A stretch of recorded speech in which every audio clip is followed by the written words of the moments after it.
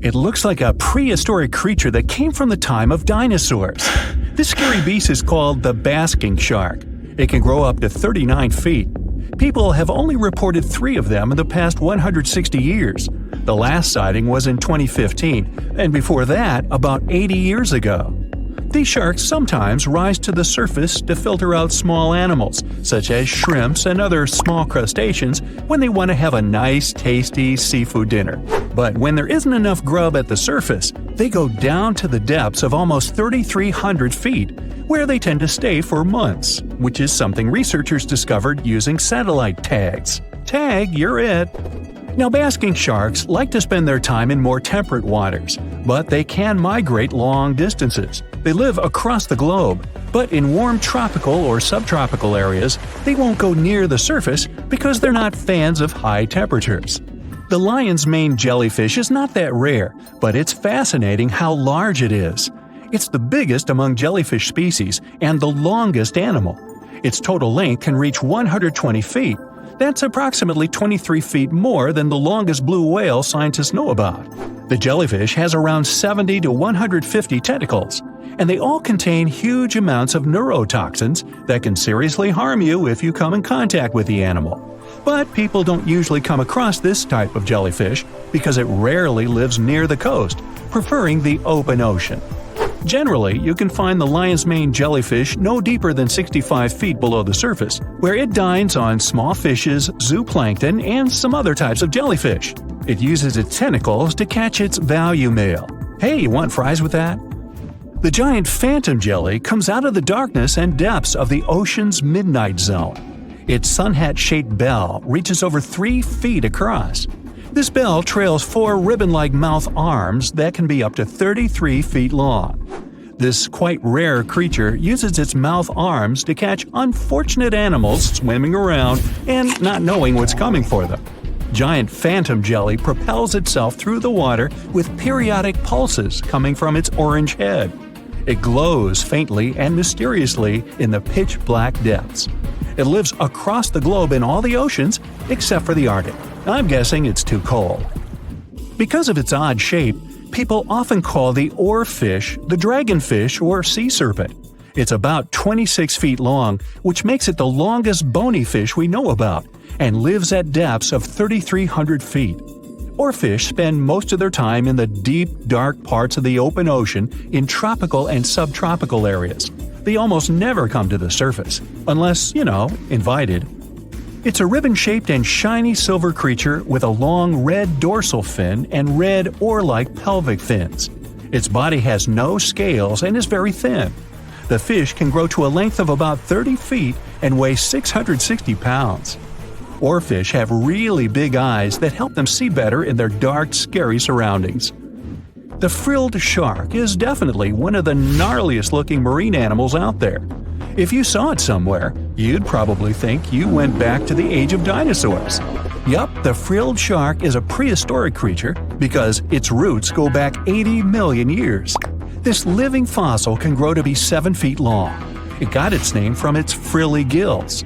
Even though frilled sharks have the shark part in their name, they swim similar to an eel in a distinctly serpentine way.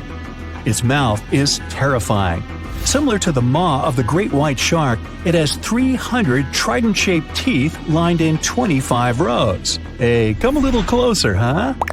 Researchers discovered this creature in the 19th century, but people rarely see it, and no wonder. It usually lives at depths of between 390 and 4,200 feet. Most of the time, the frilled shark feeds on squid, swallowing them whole.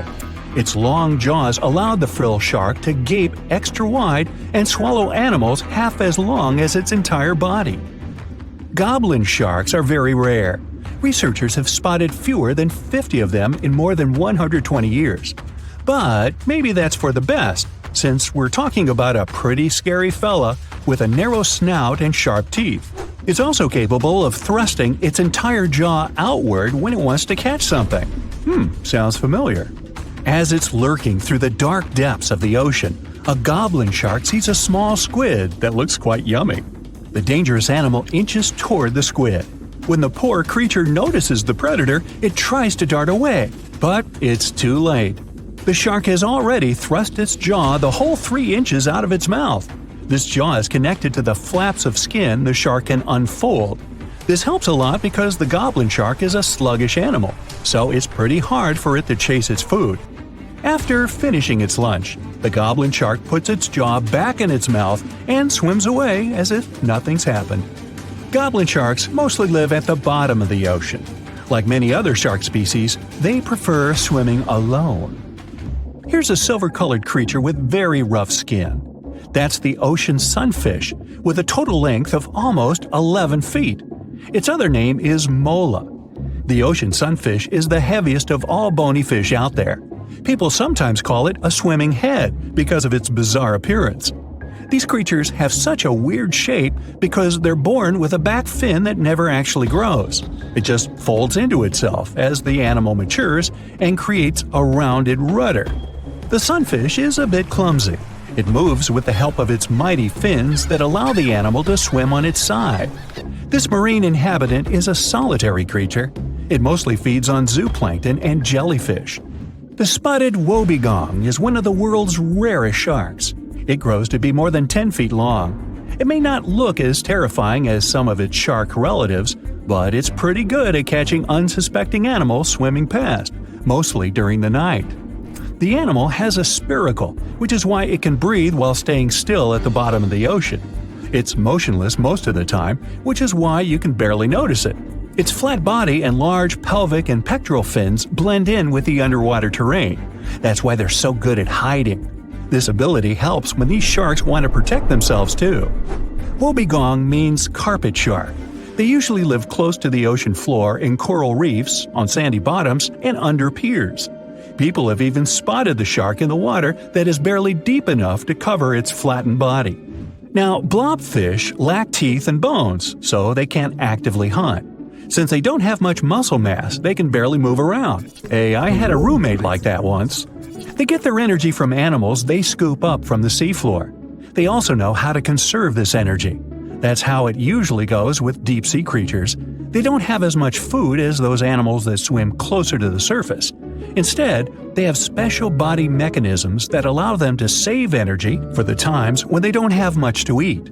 Pressure at the depths where the blobfish lives is 120 times as high as that at the surface. That's why the bizarre creature looks like a weird gelatinous mass only when you bring it up to the surface. The pressure here is not strong enough to keep its body together. Hey, breaking up is hard to do. The white margin stargazer could compete with the blobfish for the title of the ugliest animal in the sea, don't you think? Now, this animal has eyes on the top of its head, together with an upward-facing mouth which the creature uses to hide itself in the sand. That's where it spends most of its time, with only its eyes protruding from the sand. It chills this way until some small animal passes by. It can lunge at its target incredibly quickly, literally within milliseconds. This creates a vacuum in the water that pulls in a crab, fish, or some other small, unfortunate animal. Another tactic involves venom. This fish has a venomous spine in its shoulder blade that helps with catching other animals and defending itself against enemies. Even though it's not related to the electric eel, the white margin stargazer can generate an electric shock as powerful as 50 volts. Ow! Whale watching is a popular bucket list item, but getting too close to these gorgeous sea creatures isn't the best idea, especially if you don't want to kick the bucket too early. Whales are generally curious and friendly giants, but they can be unpredictable when you cross their personal borders.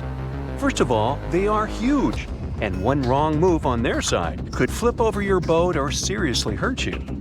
Second, they are wild animals, and like any other wild animals, they can carry certain infections they could transfer to you if you get into direct contact.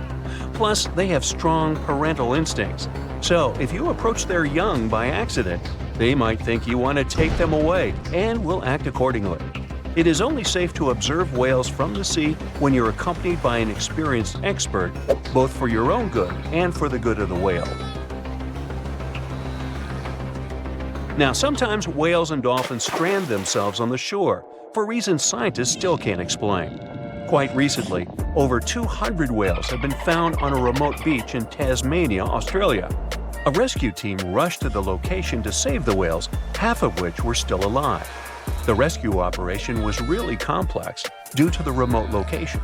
The locals were trying to help the whales, covering them with blankets and pouring buckets of water on them to keep them alive. This mutual effort of regular people and professional rescuers helped save around 100 whales.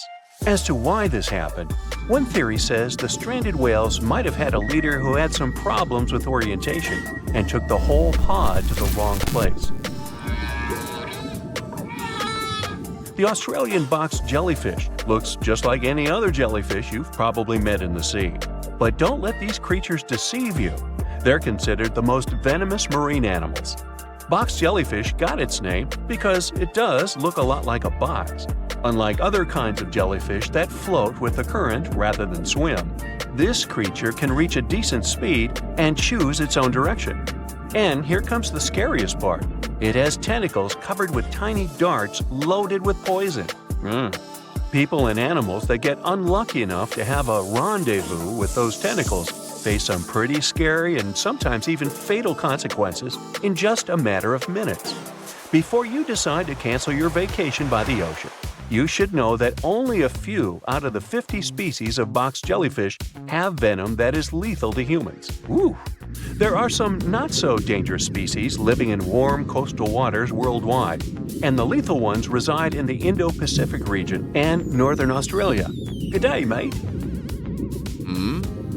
A blue-ringed octopus likes to pretend its only outstanding feature is the psychedelic color, but it can quickly and easily take away your life.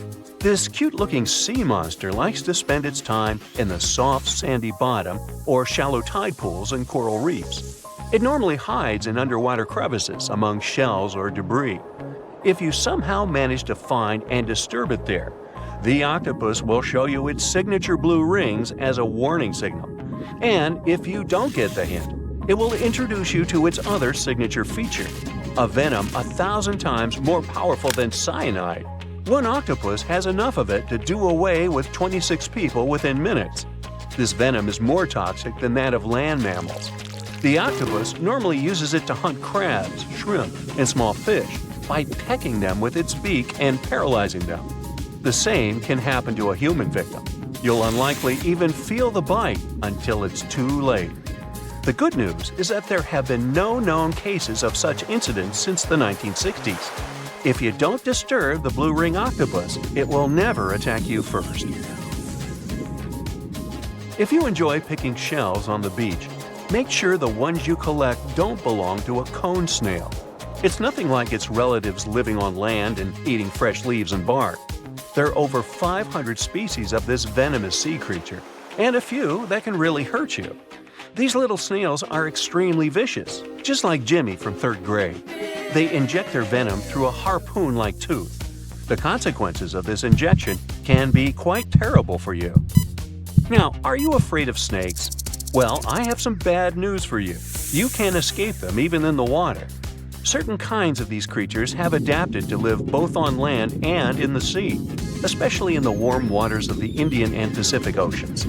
All the species we know so far are venomous, and sometimes an encounter with them can be super dangerous. The good news is that they only bite if you disturb them. So the safest way to go is in the opposite direction of these slithery sea creatures. Not only venomous sea creatures present a danger to you while you're in the water. Strong earthquakes sometimes cause the formation of massive ocean waves. If they head ashore, they hardly leave anything intact in their way. You know this dangerous sea phenomenon as a tsunami. There is also another type of this natural disaster called a meteotsunami. They're caused by rapid storm systems and pressure changes above the open water. A powerful storm can generate a whole wall of water. Sometimes this wall grows several feet high while it moves through a shallow continental shelf, inlets, or bays. If it gets strong enough, it can damage houses close to the water. It's really tricky to forecast or detect a meteotsunami because it's nearly impossible to tell from a seismic one. It happens much more often than regular tsunamis, especially in the Great Lakes area. Now, the ocean can be dangerous to you, even if you're staying in what seems like safety on the shore. One such unpleasant surprise could be a sneaker wave moving your way. As you can guess from its name, waves like this sneak out on unsuspecting beachgoers. They look average, but turn out to be way bigger and more dangerous than you could imagine. Sneaker waves always appear without warning after smaller waves carry huge amounts of water, sand, and gravel. They're so powerful, they can carry swimmers further away into the ocean. They can swipe you off your feet and into the water when you're casually strolling on a jetty or the beach or on an outcropping nearby. Oregon State University researchers found that sneaker waves form in offshore storms that carry wind energy to the ocean surface. With all that energy, several waves unite and overlap into one beast that stands higher and goes further ashore than a regular wave. Another thing that makes them more dangerous is that they're hard to predict. The logic of regular wave formation doesn't work with them. Square waves, looking like a giant chessboard over the ocean, are the reason many people visit the Isle of Ré off the western coast of France. If you visit it, you'll notice plenty of signs warning you to stay away from the water once you notice the unusual pattern. The safest way to observe it is from high up places like nearby lighthouses. If you decide to stay in the water, the strong currents coming from two directions can literally sweep you off your feet. Generally, waves can travel many miles over the surface of the water, depending on local winds and weather. And even on days when the weather seems somewhat calm, storms located elsewhere can send in crashing waves that affect the surrounding calm waters. When waves travel onto the shores of distant lands, they're called swells. This is different from a wave that occurs from the local wind. When two different swells coming from opposite directions meet, it's known as a cross sea. This is what generates these square waves that you see near the Isle of Ré. The cross sea phenomenon can appear in different locations around the world. The Isle of Ré is one of them, thanks to specific wind and weather patterns that create the perfect storm, which makes this cross sea so beautiful and well recognizable. Well, wasn't that swell? Swell? Never mind. There is a place deep in the ocean where pressure is 1,000 times stronger than that we're used to at the surface. This force is enough to turn an unprotected human into dust instantly. Well, maybe more like mud. Anyway, that's why explorers need some serious preparation and equipment to survive in such extreme conditions down in the Mariana Trench. It is as wide as 20 national malls in Washington, D.C., and about 1/5 as long as the diameter of Earth. People who went all the way down describe it as a chilly, quiet, and very peaceful place. They saw a bright blanket of red and yellow rocky outcrops, and there was a whole variety of unique, small, translucent animals. The popular myth is that more people have gone to the moon than to this deepest place on Earth is not true, though. In total, 24 humans flew to the moon, and at least 27 brave souls dove down to the Mariana Trench. Most of them were explorers and not proper scientists. They just go there for the thrills and also to collect video evidence of different wildlife, geological formations, and human-made objects. Humans started traveling around space and into the ocean depths at around the same time. The first moon landing was in 1969. And the first person to go down the Challenger Deep, the deepest part of the Mariana Trench, did so in 1960. This unusual location got its name after the British ship HMS Challenger, which first located this massive drop in the ocean floor at the end of the 19th century. It would take 8 more decades before the first human went down to it. Explorers didn't manage to do it in a conventional submarine. They used a type of submersible called a bathyscaphe. The Swiss oceanographer Auguste Piccard designed his own in 1953. 7 years later, the submersible managed to do the impossible. It had reached a depth of nearly 36,000 feet. But what explorers saw was merely a fraction of the trench's full size. The fact that it is so huge of the Mariana Trench is just one of the reasons why it's mostly unexplored today.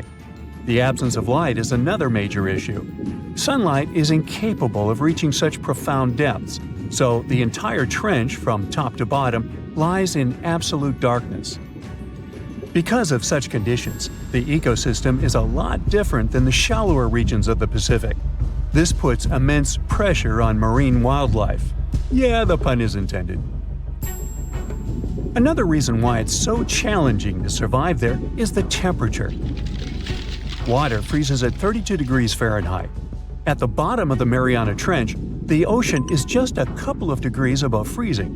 One of the factors that hasn't let this area turn into a giant icicle is the fact that salt water has a slightly lower freezing point. The other reason is geothermal energy that warms the ground at the bottom of these just enough for it not to freeze. That's why submersibles need to have proper insulation to navigate these icy conditions. When they reach the bottom, researchers find out that this desolate and harsh climate is home to several animal species. They encountered arrow-toothed eels, snailfish, and spoonworms at various depths. There were even strange-looking translucent sea cucumbers and shrimp-like amphipods. The biggest surprise was microbial mats thriving on methane and hydrogen from the mud. Among the species, the Mariana snailfish looks like a master of the environment that can go farther and deeper into the trench to feed on prey than its competitors. Despite its seemingly fragile appearance, the snailfish has adapted to withstand extreme pressures, a superpower it wouldn't be able to survive without. The exotic life forms that live deep down aren't normal-sized, since deep-sea gigantism makes them grow significantly larger than their counterparts in other ecosystems. One example is the giant tube worm, which can be 6 feet long. Science has a hard time explaining the exact cause of this form of gigantism. Thermal vents are just one of the possible explanations. All of these factors might help explain the huge time gap in researching the Mariana Trench. The first successful dive after the 1960 expedition came only in 2012. That's when the famous Canadian film director James Cameron went down in the Deep-Sea Challenger. Because few scientists have gone that deep before or after Cameron, there is no map of the deepest point on our planet. We know very little about the oceans that cover 2/3 of the Earth's surface. Researchers have mapped out only 5% of them so far. Science still has a lot to discover in the Mariana Trench and other unexplored places on our planet. The Amazon rainforest stands as the best example of the world's most unexplored regions. The list of reasons why this part of South America is unknown starts with its wildlife. Jaguars, anacondas, piranhas, black caimans, and Brazilian wandering spiders are just some of the creatures that pose a risk for researchers. Relentless year-round rainfall induces heavy flooding. Add to all this some treacherous river currents, and you can see why scientists have mapped such a small percentage of the Amazon to date. In just one region of Brazil, near Peru, there are at least 14 tribes that have never had contact with the outside world. The national authorities intend to keep it that way. Isolation of these indigenous people is the best way to protect their future. The same goes for a remote island in the Indian Ocean. After the tragic tsunami of 2004, helicopters flew over North Sentinel Island to make sure its inhabitants were alive and well. Meanwhile, the Sentinelese weren't thrilled. They took up bows and arrows to drive away the unwanted visitors. This tribe is one of the last uncontacted tribes on Earth. Although anthropologists and filmmakers visited the island in the late 1960s, we still don't know much about its indigenous population. It sits a long way off any shipping lanes in the Bay of Bengal. North Sentinel has no natural harbor, and it's surrounded by a shallow reef. This makes access to the island possible only by boat. The Indian officials who lay claim to the island have prohibited outsiders from visiting the island for safety reasons. The estimates on how many people inhabit the island vary significantly, from as few as 15 to as many as 500. The island is not tiny. It's about 5 times as big as London's Heathrow Airport. Apart from occasional contact during the past 2 centuries, the Sentinelese must have been isolated for a long time. They are related to other indigenous groups in the Andaman Islands, but their neighbors cannot understand a word of their language. The continent of Antarctica has no permanent human settlements at all. The only people who periodically live there are international scientists. This vast expanse of ice and snow, roughly the size of the United States and Mexico combined, still has many regions where humans haven't set foot. Satellite imagery and photos that NASA's aircraft made from the air have mapped out the entire continent. So we know where to go, but it's not that easy. The reason for this are all the adjectives that go with Antarctica. It is the coldest, windiest, driest, and brightest of the 7 continents. This makes it virtually unlivable. More than 99% of its surface is covered with a permanent sheet of ice. Its thickness ranges from 1 mile to as many as 3 miles in some places. That's half the height of Mount Everest. Now, the Himalayan range contains the world's tallest unclimbed mountain. It is also the tallest mountain in Bhutan. In the local language, the mountain's name translates as White Peak of the 3 spiritual brothers. Out of respect for the spiritual beliefs of the local population, national authorities restricted and then completely banned mountaineering at the beginning of the 21st century. To this day, there is no evidence that any climber has ever managed to successfully reach the summit of this mysterious mountain. You're going to Ilha de Queimada Grande, one of the most dangerous islands in the world. There, you find yourself among rainforests, huge rocks, and grasslands. The place is home to birds, locusts, and giant cockroaches. But there's one more animal, and because of it, the island got its notorious reputation. Snakes live there, and a lot of them. So many that the place is also known as Snake Island. Will you survive there? Located just 20 miles away from the coast of Brazil, the island has an area of 43 hectares, or over 100 acres. It probably got cut off from the mainland after the last ice age. The snakes were also separated from most other animal species. They didn't have competitors and had an unlimited source of food. In such a small area, there are up to 4,000 snakes. That's 1 snake for every 10 square feet. It would be a difficult feat not to come across a snake on this island. Not only is this snake, the golden lancehead, one of the most numerous on the island, but it's also a highly venomous pit viper species. And it's also one of the most venomous in all of Latin America. Its venom is so potent due to the isolation of the species, with only birds sharing the land with them. To catch these birds, the snake's venom needed to become extra strong. And indeed, since they got separated from their distant relatives, their venom has become up to 5 times more powerful. Most of the time, these snakes hide in the trees or amongst leaves on the ground. If you find yourself stranded here, you'll want to keep yourself a safe distance away. Snakes mainly use their sense of smell and rely on vibrations. If you get too close to one, either stand still or slowly walk away. If you make too many vibrations, this will make them feel threatened, causing them to strike. If you spot them a safe distance away, or if you're walking toward tall grass, stamp your feet a couple of times. This will notify snakes of your presence. They won't risk taking down prey larger than they are and will likely slither away. Carrying a stick is always a good idea, just in case you happen to come across a snake accidentally. This way, you'll have an extension of your arm that cannot be bitten. This simple thing might save your life. A stick with a V shape on the end will give you even more advantage. Even if a snake starts acting aggressively, holding it down will stop it in its tracks. But whatever happens, don't try to pick it up. Okay, but what if you get bitten? The chances are pretty high on this island, of course. First of all, don't try to get the venom out on your own. Make sure you call emergency services immediately. And once help is on the way, apply a wide bandage. A piece of clothing will do if you don't have anything else.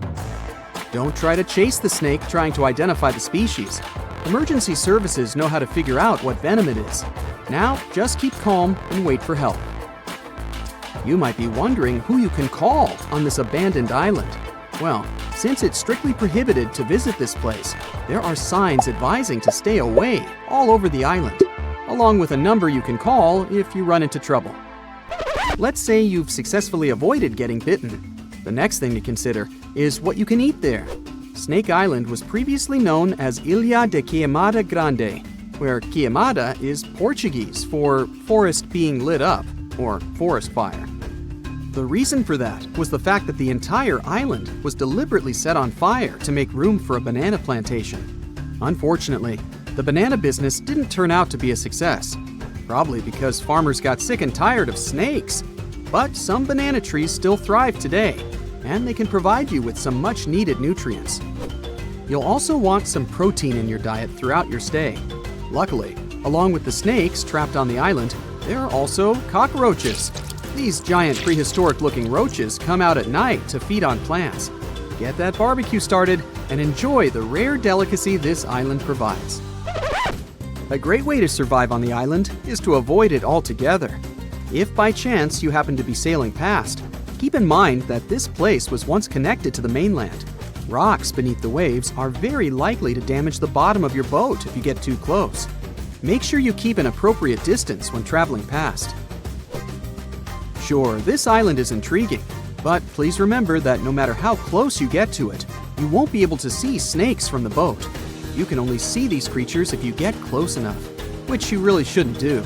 And it's not only reptiles that make this location dangerous. Pirates visit the island quite often. Not the sea shanty singing peg-legged arr pirates, but bio-pirates who come there to capture the very thing that makes it so dangerous. They come there for snakes, to catch them and sell them illegally. Since the island got cut off around 11,000 years ago, the golden lancehead has evolved within its own unique habitat. So, although there are many reptiles on this island, they're still an endangered species.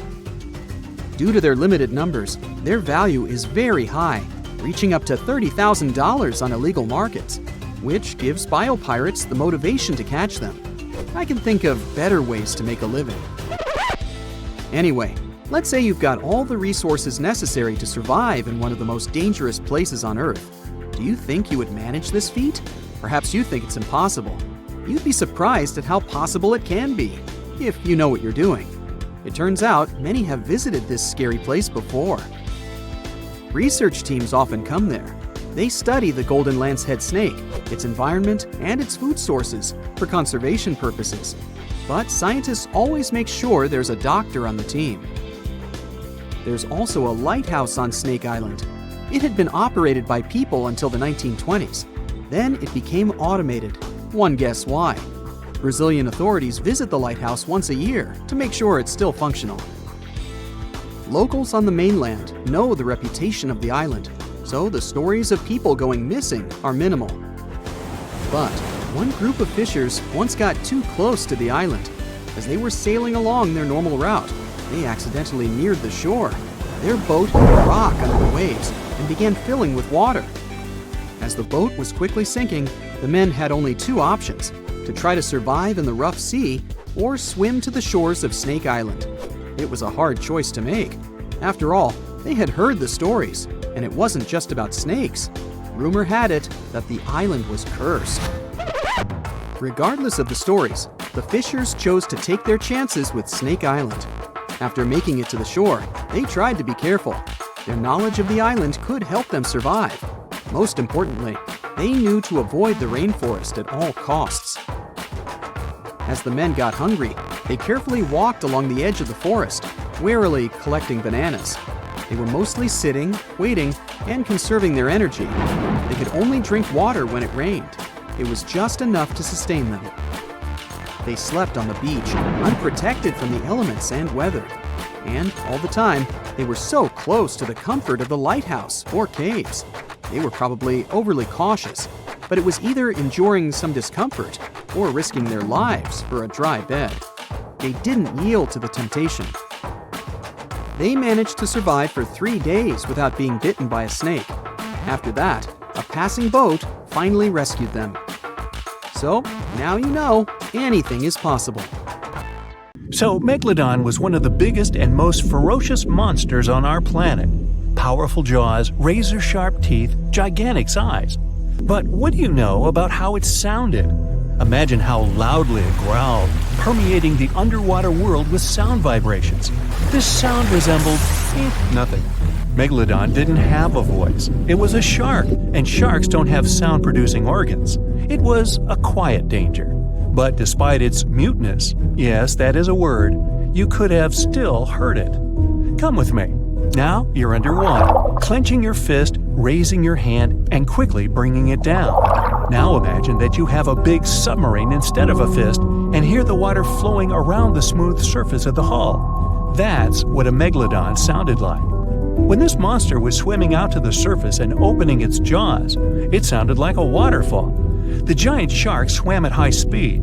When the water was passing through its mouth and gills, it sounded like a flowing river, a fast, powerful river.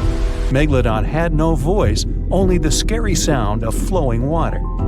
Other ancient fish could make sounds, but you would hardly hear them. Whales, dolphins, and their distant ancestors are not counted because they're mammals. Fish communicated at frequencies elusive to human ears. They still have this ability, but in most, the ocean was and is a pretty quiet place. So let's get out on ancient lands and check what was going on with the sounds there.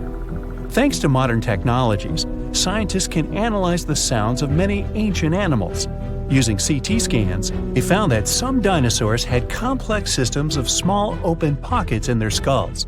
They used these winding cranial mazes to reproduce a wide range of sounds and regulate body temperature, and people have managed to hear them. An ancient bird that lived 79 to 140 million years ago, Vegasus, sounded similar to some farm birds like duck and geese. But the ancient creature probably screamed in a scarier way. Scientists found this out thanks to the Syrinx fossil they discovered in 2016 in Antarctica. It's the oldest known vocal organ in the world. It helped Vegasus make a double humming sound coming from the left and right sides of the Syrinx. Imagine a duck and goose screaming. Increase the volume several times. Perhaps that's what its distant ancestors sound like. As for other flying reptiles like the pterodactyl, it couldn't scream like Vegasus because it didn't have a syrinx. These winged monsters could growl, hiss, and snap their beaks, and this was their most effective sound. Remember any tall basketball player. The skull of the pterodactyl was slightly longer than their height. Just imagine what a noise the dinosaur created when it was snapping its powerful beak. The clicking sound could deafen and frighten other ancient creatures nearby. Now, you probably know what a Tyrannosaurus sounds like, thanks to the movies. Among thousands of others, you'll recognize this prolonged roar similar to a chainsaw, vacuum cleaner, and horn. And, honestly, its roar has a lot in common with the natural sounds that this monster could make. Thanks to modern technologies and well-preserved remains, scientists managed to simulate the voice of these ancient animals. Imagine you're uploading data about a T-Rex into a program and preparing to hear an intimidating roar. You press play, and it sounds like a bee. Tyrannosaurus rex's scream was similar to birds, not mammals. But it wasn't just a beep. It used nostrils to scream, not a mouth. The hum came from the chest and resembled a siren with low bass. Maybe it sounded a lot more intimidating than what we saw in the movies. It was louder than all the trumpets of the symphony orchestra, and it did it only with the help of its nose. It's not known for sure whether it could growl through the mouth. You could also hear how long-necked dinosaurs sounded in the movies. Their calls were similar to those of elephants, something between a saxophone and a car horn. But in fact, these tall creatures whispered. Almost all mammals make sounds thanks to the laryngeal nerve. This nerve runs down along the neck, then goes around the blood vessels of the chest and comes back to the larynx. In short, the brain gives a signal and it passes twice the distance along the body before the sound is released from the mouth. And now, remember those long necks of dinosaurs? This was the height of a 5-story building. But the voice signal had to run a distance of 10 floors. It took too long to make this long trip, and this affected the dinosaurs' roar. So, when they wanted to make a sound, they just hissed. And it was probably similar to the sound of a giant viper. But the most detailed sounds scientists have managed to get belongs to the Parasaurolophus. You know this herbivorous dinosaur thanks to the long crest on the back of its head. We saw the dinosaur using it in movies and documentaries to fight opponents and enemies. Some scientists believed it also used the comb to drop fruits and leaves from trees. Others thought the dinosaur used it to improve its sense of smell. But it turned out that in addition to self-defense and fighting, they used the comb to make loud and scary sounds in different keys. Scientists replicated this with fantastic accuracy, thanks to the structure of its hard tissues. Almost all living beings with a voice use soft organs to make sounds, and these soft tissues decompose quickly. Parasaurolophus had solid ones. They noticed tubes leading from the nostrils to the crest and back to the nostrils when they found the skull. It was like a crumhorn, a curved musical wind instrument. This proved the dinosaur used the crest on the back of its head to make the sounds louder. The comb allowed it to trumpet, so its relatives could hear it in the forest. They made humming sounds with low and high notes. Mix a saxophone and trumpet with a goose hum, car horns, and low frequencies, then increase the volume several times. That's what Parasaurolophus sounded like. That's also what my 4th grade band sounded like. But I digress. You can listen to different shades and timbres of this dinosaur on the internet. It used noises with different tones to create complex social connections. They could communicate, identify each other, trumpet danger, or conversely, signal their friendly intentions. Alright, we've just heard how some ancient reptiles sounded. But what about ancient insects? They didn't have vocal cords, of course. Instead, they used friction between body parts. Look at modern crickets chirping with their wings. One wing has tiny notches. The second has the shape of a mediator. Take a simple plastic comb and run your fingertip over its teeth. Crickets make their sounds by the same principle. Their wings vibrate and release a series of sound waves into the air. But the clicking of an ancient bush cricket was very different from modern insects since they were much noisier. The sounds of these clicks were like a whistle. With the help of high-frequency waves, they could also communicate secretly, as if they were doing it through a closed radio channel. If you heard this, you would hardly be able to fall asleep to it. Now, modern crickets are not so loud, as they began to add more high frequencies to their sounds. Higher pitch waves don't spread as far, reducing the risk that a bat will hear the insects. Just imagine how the jungle of that time sounded. The loud chirping of crickets hurts the ears. Then you hear a brachiosaurus hissing. The clicks of pterodactyls shake the sky like thunderclaps. Then you hear the trumpet sounds of different tones somewhere in the jungle. These are Parasaurolophus communicating with each other.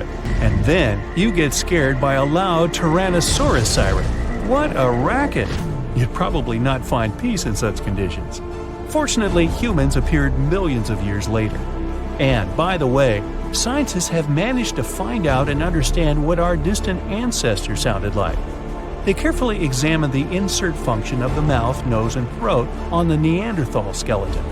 Their voices were similar to ours, but the phonetic range of an adult Neanderthal was the same as if they were 2 to 3 years old. It was like mumbling without consonant sounds. The study of the skull couldn't recreate precisely the sound of Neanderthals, but in 2007, scientists extracted DNA samples from their bones. They found a variation of the gene that responds to human speech. Scientists believe that Neanderthals fought with Homo sapiens, our family tree. As a result of this conflict, their kind became extinct. But the found gene points they could have had other connections with each other. Perhaps Neanderthals could understand their language and even pronounce some words. There's a lake in the heart of Asia that holds 1/5 of all the world's liquid freshwater. It's more than all the 5 Great Lakes have together. Even if all the rivers on our planet suddenly changed their direction and set on a mission to drain this lake, it would take them a whole year to finish the job. I'm talking about the deepest lake in the world, Lake Baikal. If you decide to go all the way down to its deepest point, prepare for a journey of almost 5,400 feet. The descent takes several hours, but the rift floor of the lake is way deeper, between 5 to 7 miles beneath the surface. It means it could be even further down than the Challenger Deep, which is the deepest known place on Earth. The amount of water it has would be enough for everyone on Earth to have something to drink for up to 50 years. This mighty giant of a lake replenishes its water completely every 383 years. Baikal has a great delivery crew of over 300 rivers and streams, bringing their waters right in. And only one river flows out of Baikal, the Angara, which is headed straight for the Arctic Ocean. Baikal isn't only the deepest, but also the oldest existing freshwater lake in the world. It formed at least 25 million years ago. It all began when the Earth's crust decided to play Tetris and created the lake and the surrounding mountains. At some point, Baikal must have been just a humble riverbed, but then tremors and fractures shook the Earth, and the distance between the shores got bigger. Water levels rose thanks to the melting glaciers. Then, several lakes formed and later merged into one. Baikal is one of around 20 lakes in the world that are older than 1 million years.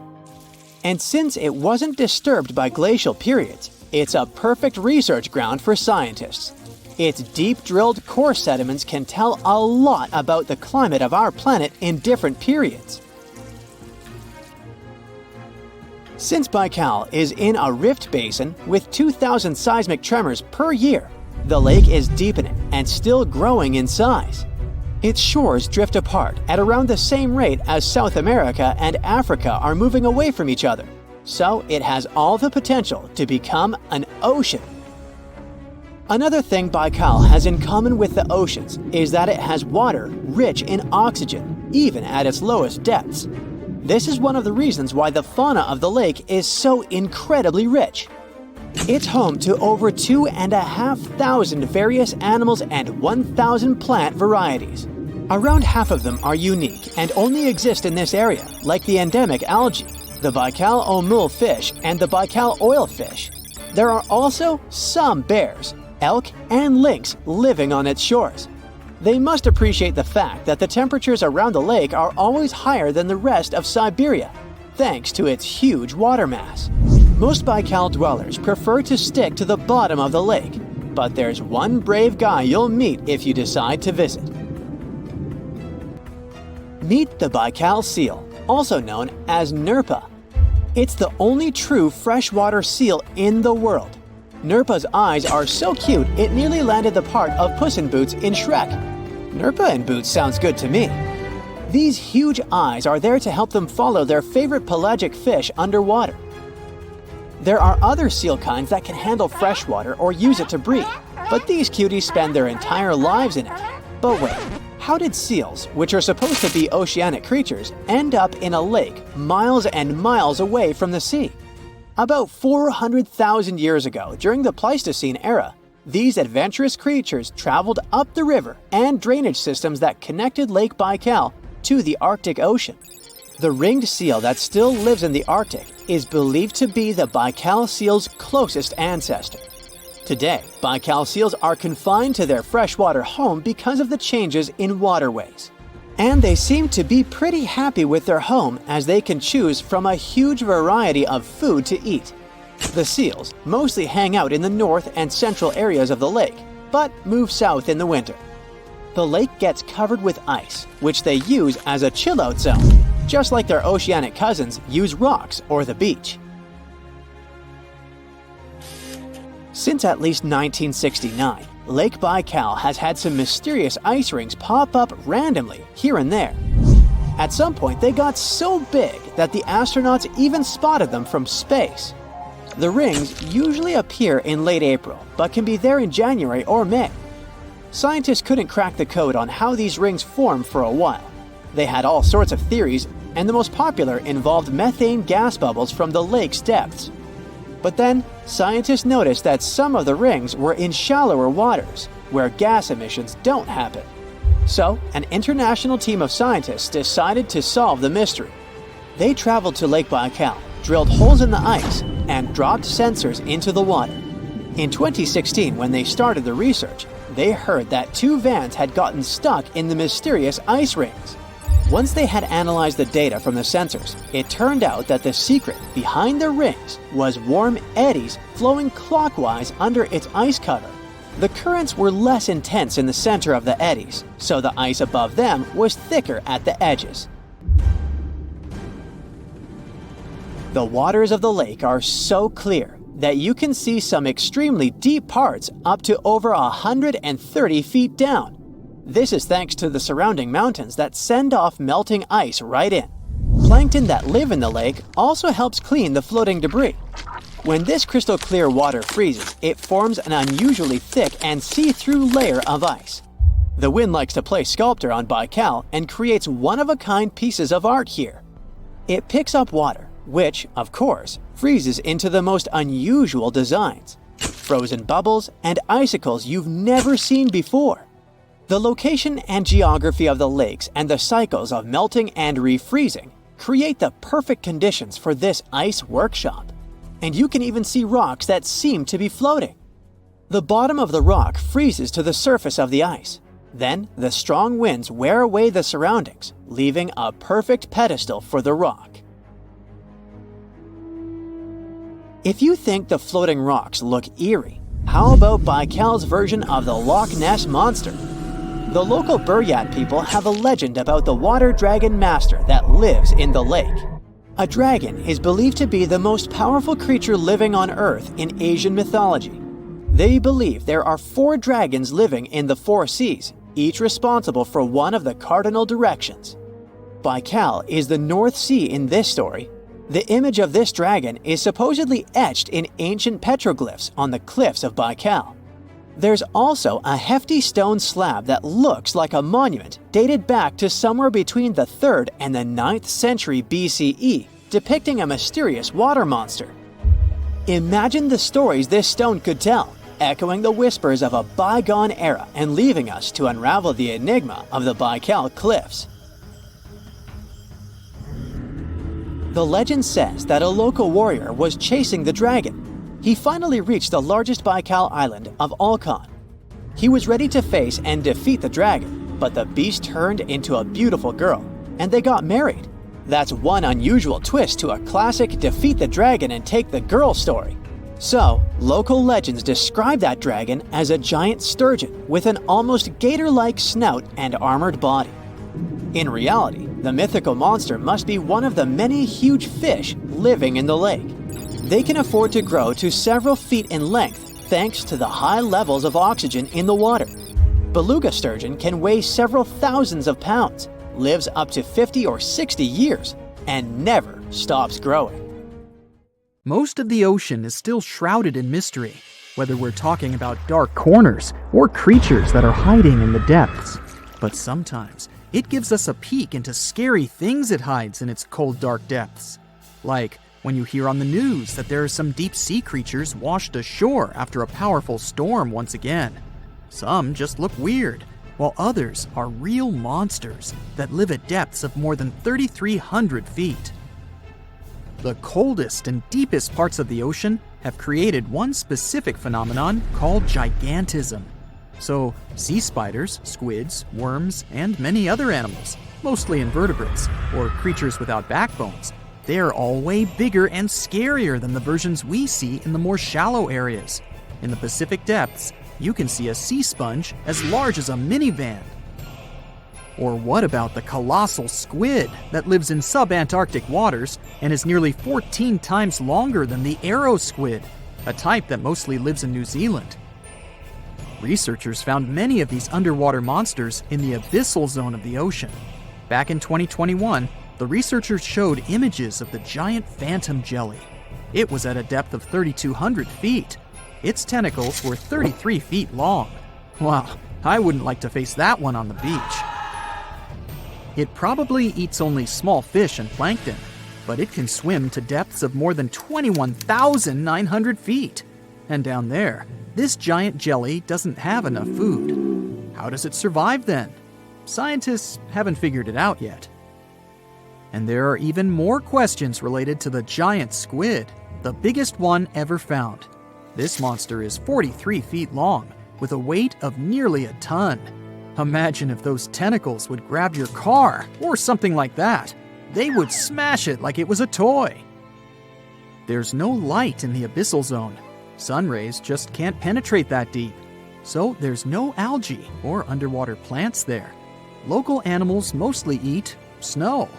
Marine snow is not like the regular one you build a snowman with. It consists of any small flakes or remains that fall from the surface of the ocean. Maybe even some leftovers that animals up there couldn't eat.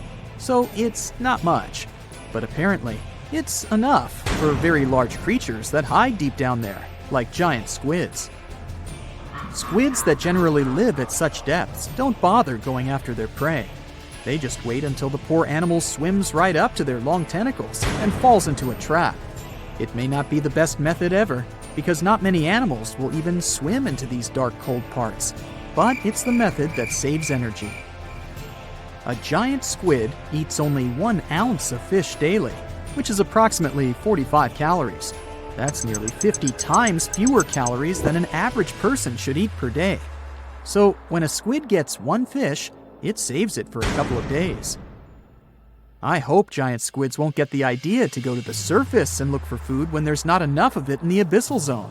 And I hope even more that giant Greenland sharks won't get that same idea. You can find them at depths of up to 7,200 feet. They're twice as slow as we usually walk. They swim at a speed of 1.12 feet per second. Their slowness is part of the energy-saving mechanism that creatures down there need to survive. But they can speed up in the form of short bursts when they need to catch prey. But they kinda change their diet from predator to scavenger, considering their environment. There will be more leftovers falling from the surface than animals to go after. Greenland sharks grow just 0.4 inches per year, and they're mostly 20 feet long, which means they live for a very long time, sometimes up to 400 years. They also have a slow metabolism, and that's one of the main factors for their long life, too. Greenland sharks like to spend their time in cold waters. They're adapted to that, since their tissues have specific chemical compounds that prevent the forming of ice crystals all over their body. That means they have some sort of natural antifreeze. So what makes them so big? Scientists are still not sure, but some theories try to explain it. There's this thing called Kleiber's rule that says bigger animals tend to be more efficient. Just take a small fish and compare it to a whale with a mass hundreds of times bigger. The whale has a greater metabolism. It conserves energy more efficiently and loses less of it to the surroundings through heat. Moving on, bigger animals can ingest bigger prey.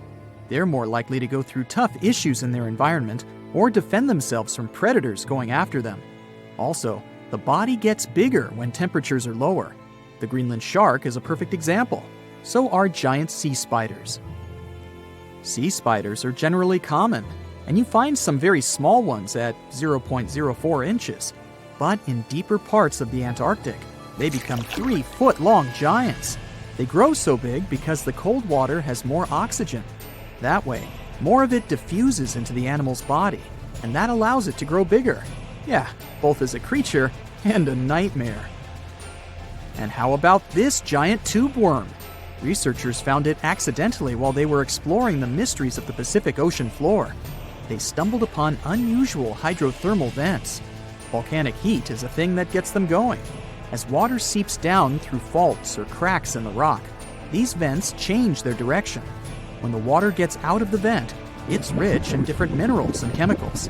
Most animals wouldn't survive being around this toxic soup of chemicals, but not these tube worms. They came as a true surprise, because not only are they not bothered by these toxic vents and the almost boiling temperature of the water, but they developed entire ecosystems there. They're unique because they don't need sunlight to survive. Instead, small bacteria are their main source of energy. That bacteria gets their energy directly from these toxic chemicals. So it's not photosynthesis, but a process called chemosynthesis. And these tube worms don't have mouths. These bacteria live inside them. Strange story, huh? Plus, these scary worms reach up to 8 feet. Giant isopods are no better either. They lurk at the depths of the ocean of 1,640 feet or more below, far away from the sunlight, looking like some monstrous wood lice. They spend most of their time on the seabed, hoping to find some food falling from higher levels of the ocean. Check out their small hooked claws at the ends of their legs. Isopods use them to remain more stable while moving around the ocean floor. Since there's no light, they have long antennae that help them feel their way around. These sensory antennas are about half the length of their body. Giant isopods have pretty big eyes compared to their body size too. They can grow over 12 inches from head to tail. And these fellas are really patient. Remember how we said animals down there rarely get food? Sometimes they need to wait for years to get a proper meal. That's why their metabolism is amazingly slow. 5 years later. They can go for 5 years without eating anything. Imagine that. I get hungry just talking about this. In 2006, a biologist did research to compare the differences between the shallows and the deep sea regions. He realized the deep sea mirrors the island rule. First, isolated parts of land develop biodiversity you won't find anywhere else. Second, small-bodied life there grows much bigger when it's isolated, compared to life on large land masses. Resources are limited, but also competition and predators. And we don't know much about these deep-sea creatures. It's too expensive and too complicated to carry out such research. So we'll just wait for more raging storms to show us at least part of the monstrous world cold ocean depths hide.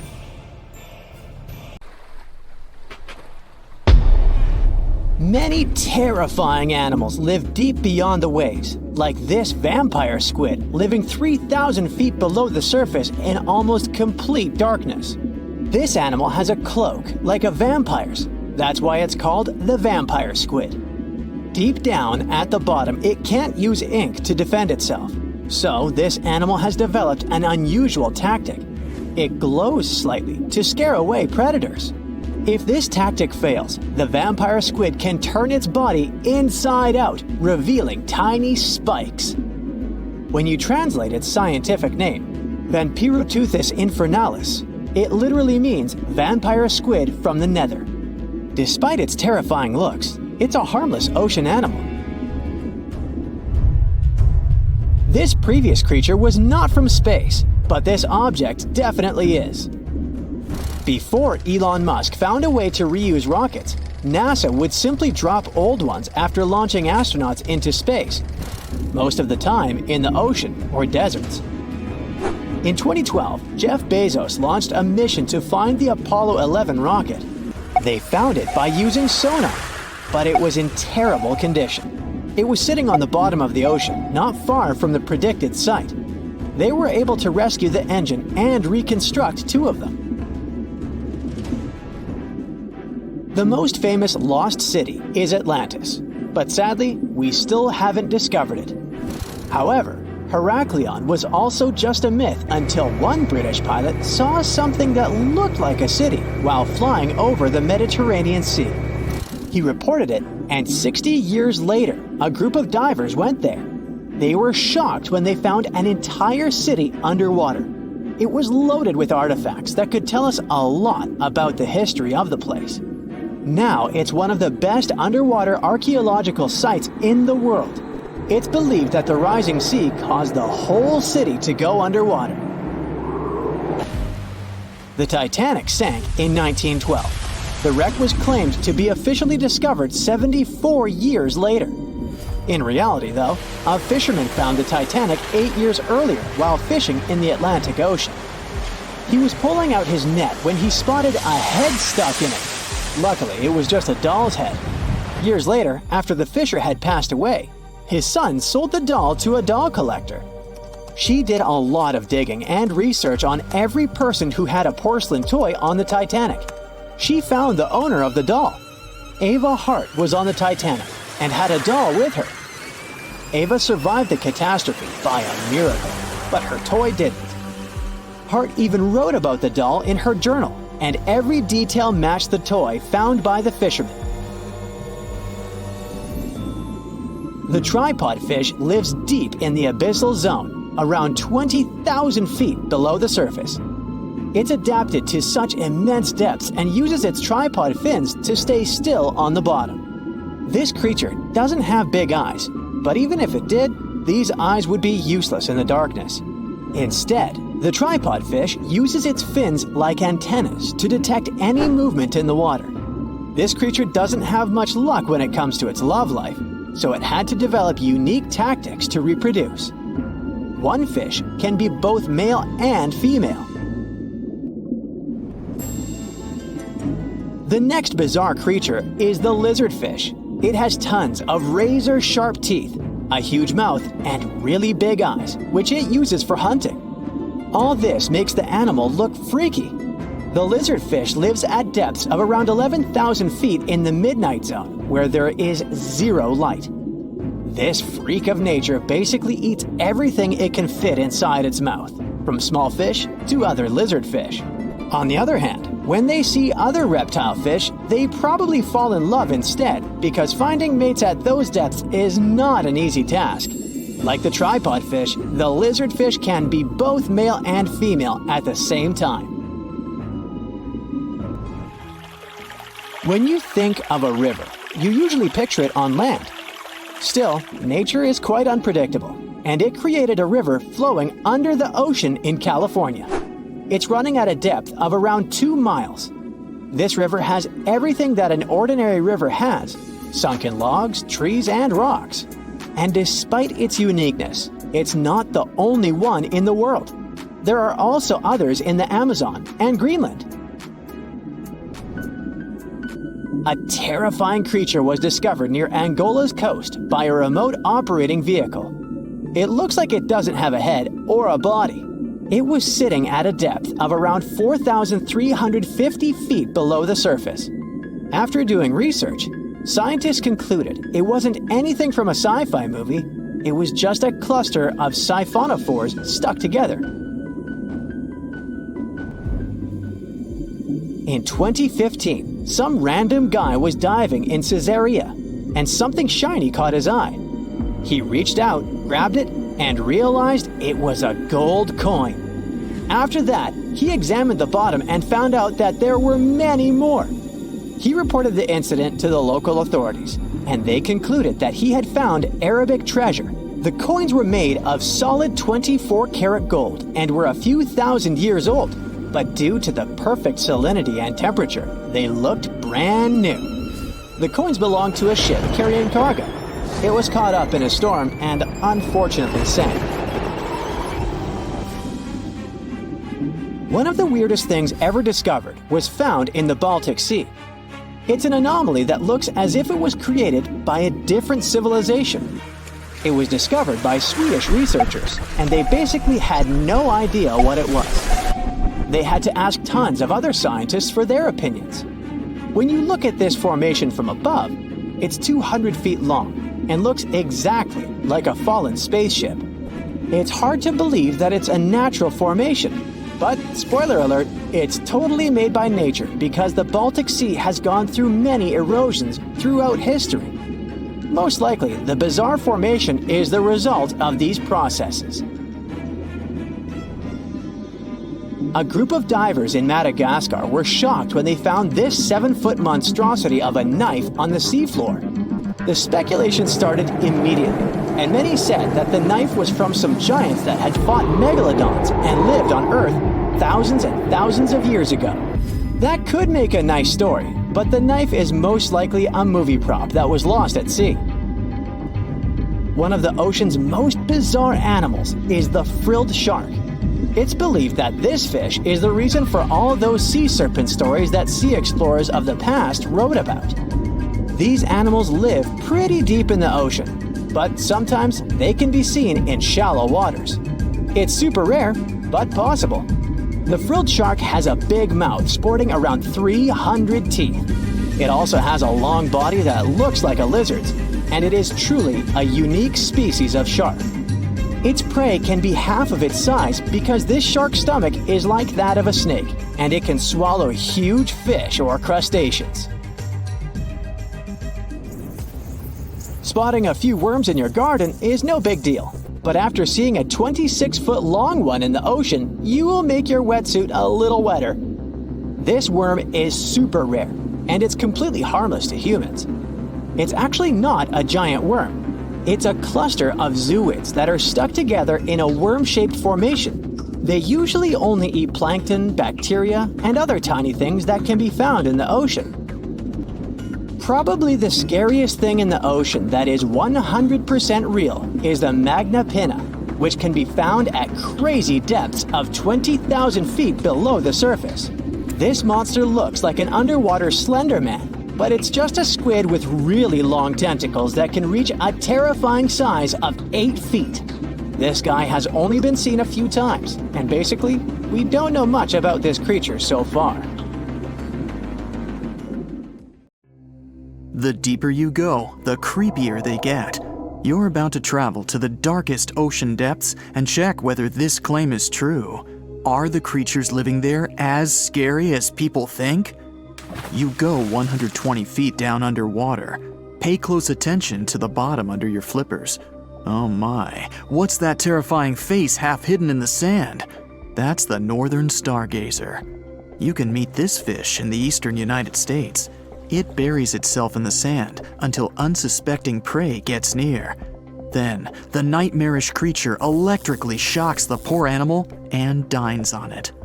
You are moving deeper to 240 feet under the surface. That's where you spot a colorful, puffy creature, no more than 1 foot long. It's the sarcastic fringehead. At first, the fish seems to be harmless. Only unless it's provoked. When this animal is agitated, it opens its huge mouth to fend off predators. This defense tactic is a sight to behold, both surprising and frightening. Luckily, the fish is no threat to people whatsoever. The creature you see next can comfortably live in shallow waters, but you meet it at a depth of 900 feet. You don't even need to wonder why the animal's called the Game of Thrones brittle star. Unlike starfish that slowly crawl across the seabed, this creature moves fast.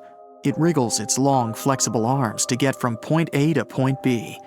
Its body is protected by a hard calcium carbonate shell.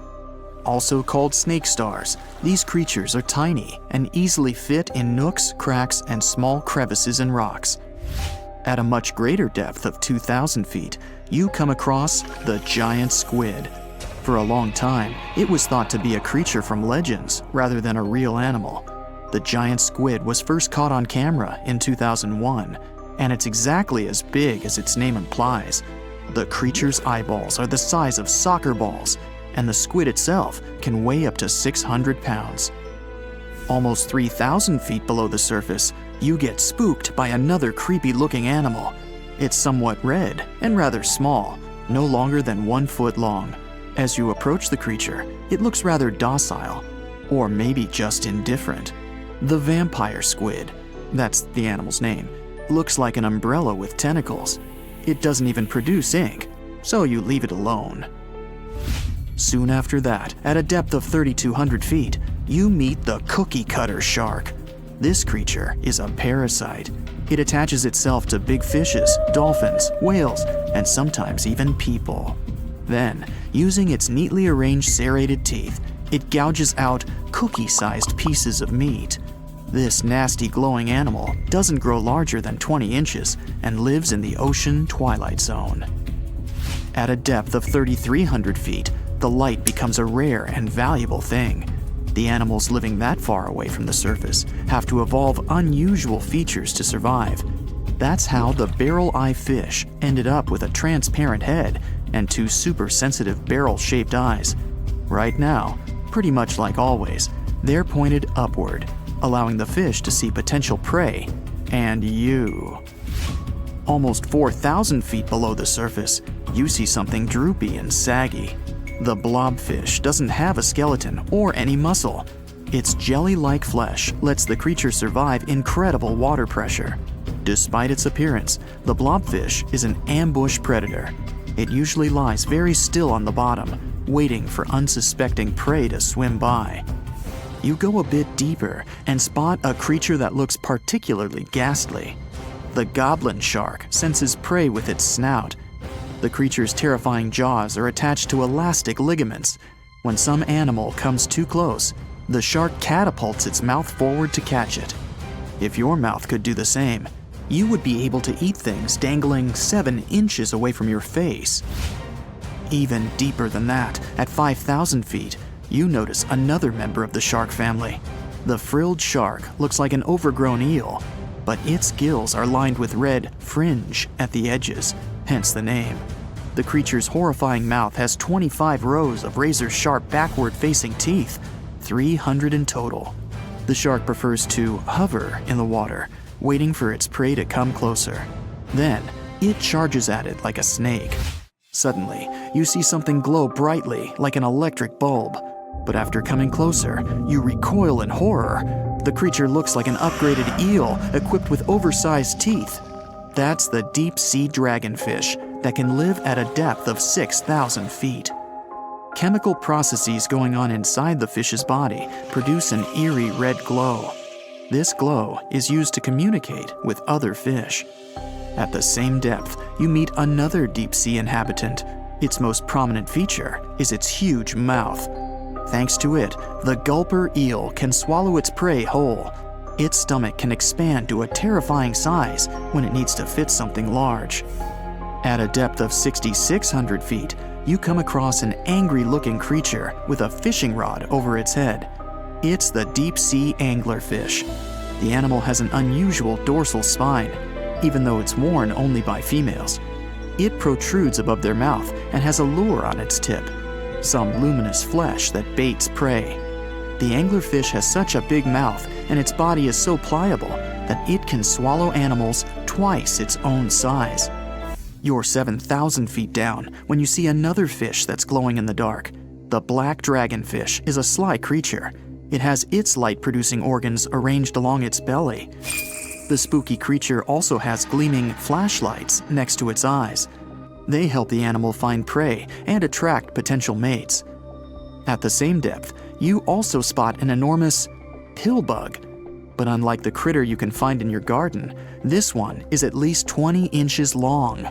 That's the giant isopod, and it is, indeed, related to the roly-poly, as well as crabs and shrimps. These creatures may look somewhat scary, but they're harmless. They feast on other deep-sea animals only after those have passed away.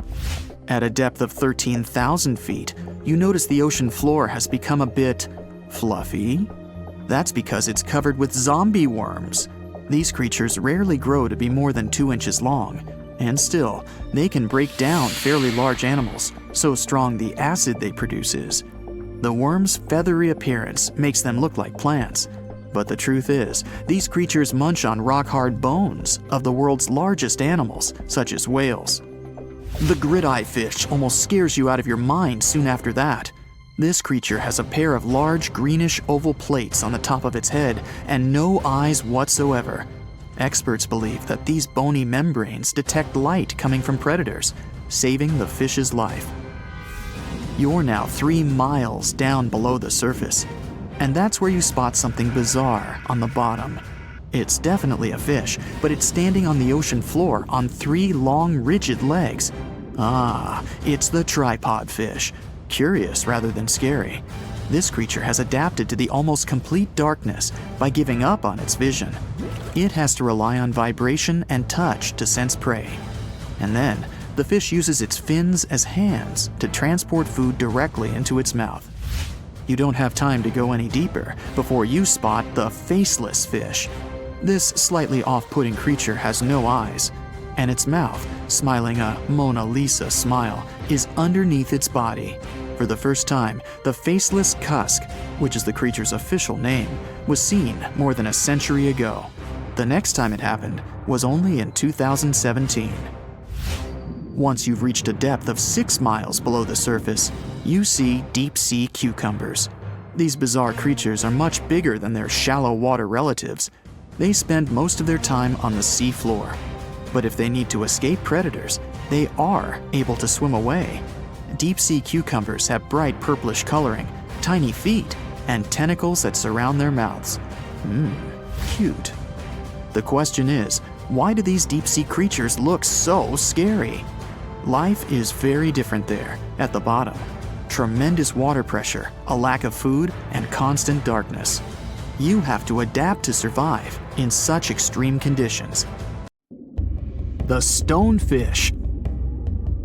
Stonefish aren't going to win any beauty contests, unless the pageant is for best rock look-alike. Their tiny unreflective eyes and rough skin blend in perfectly with their environment. A large head, an even bigger mouth, and a home full of, yeah, it's rocks. And just because you're on the beach doesn't mean you're safe. Stonefish can survive for 24 hours out of the water. Stepping on one or even handling one won't be that fun. Their dorsal fin spines have extremely strong venom.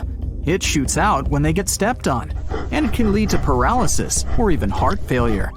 You'll need help fast. No wonder they're one of the most dangerous creatures in the water, or anywhere. Be careful when scrambling around rocky areas. They love to play hide and seek. The deep sea dragonfish. If there were a prize for the most hideous fish in the ocean, the deep sea dragonfish would win.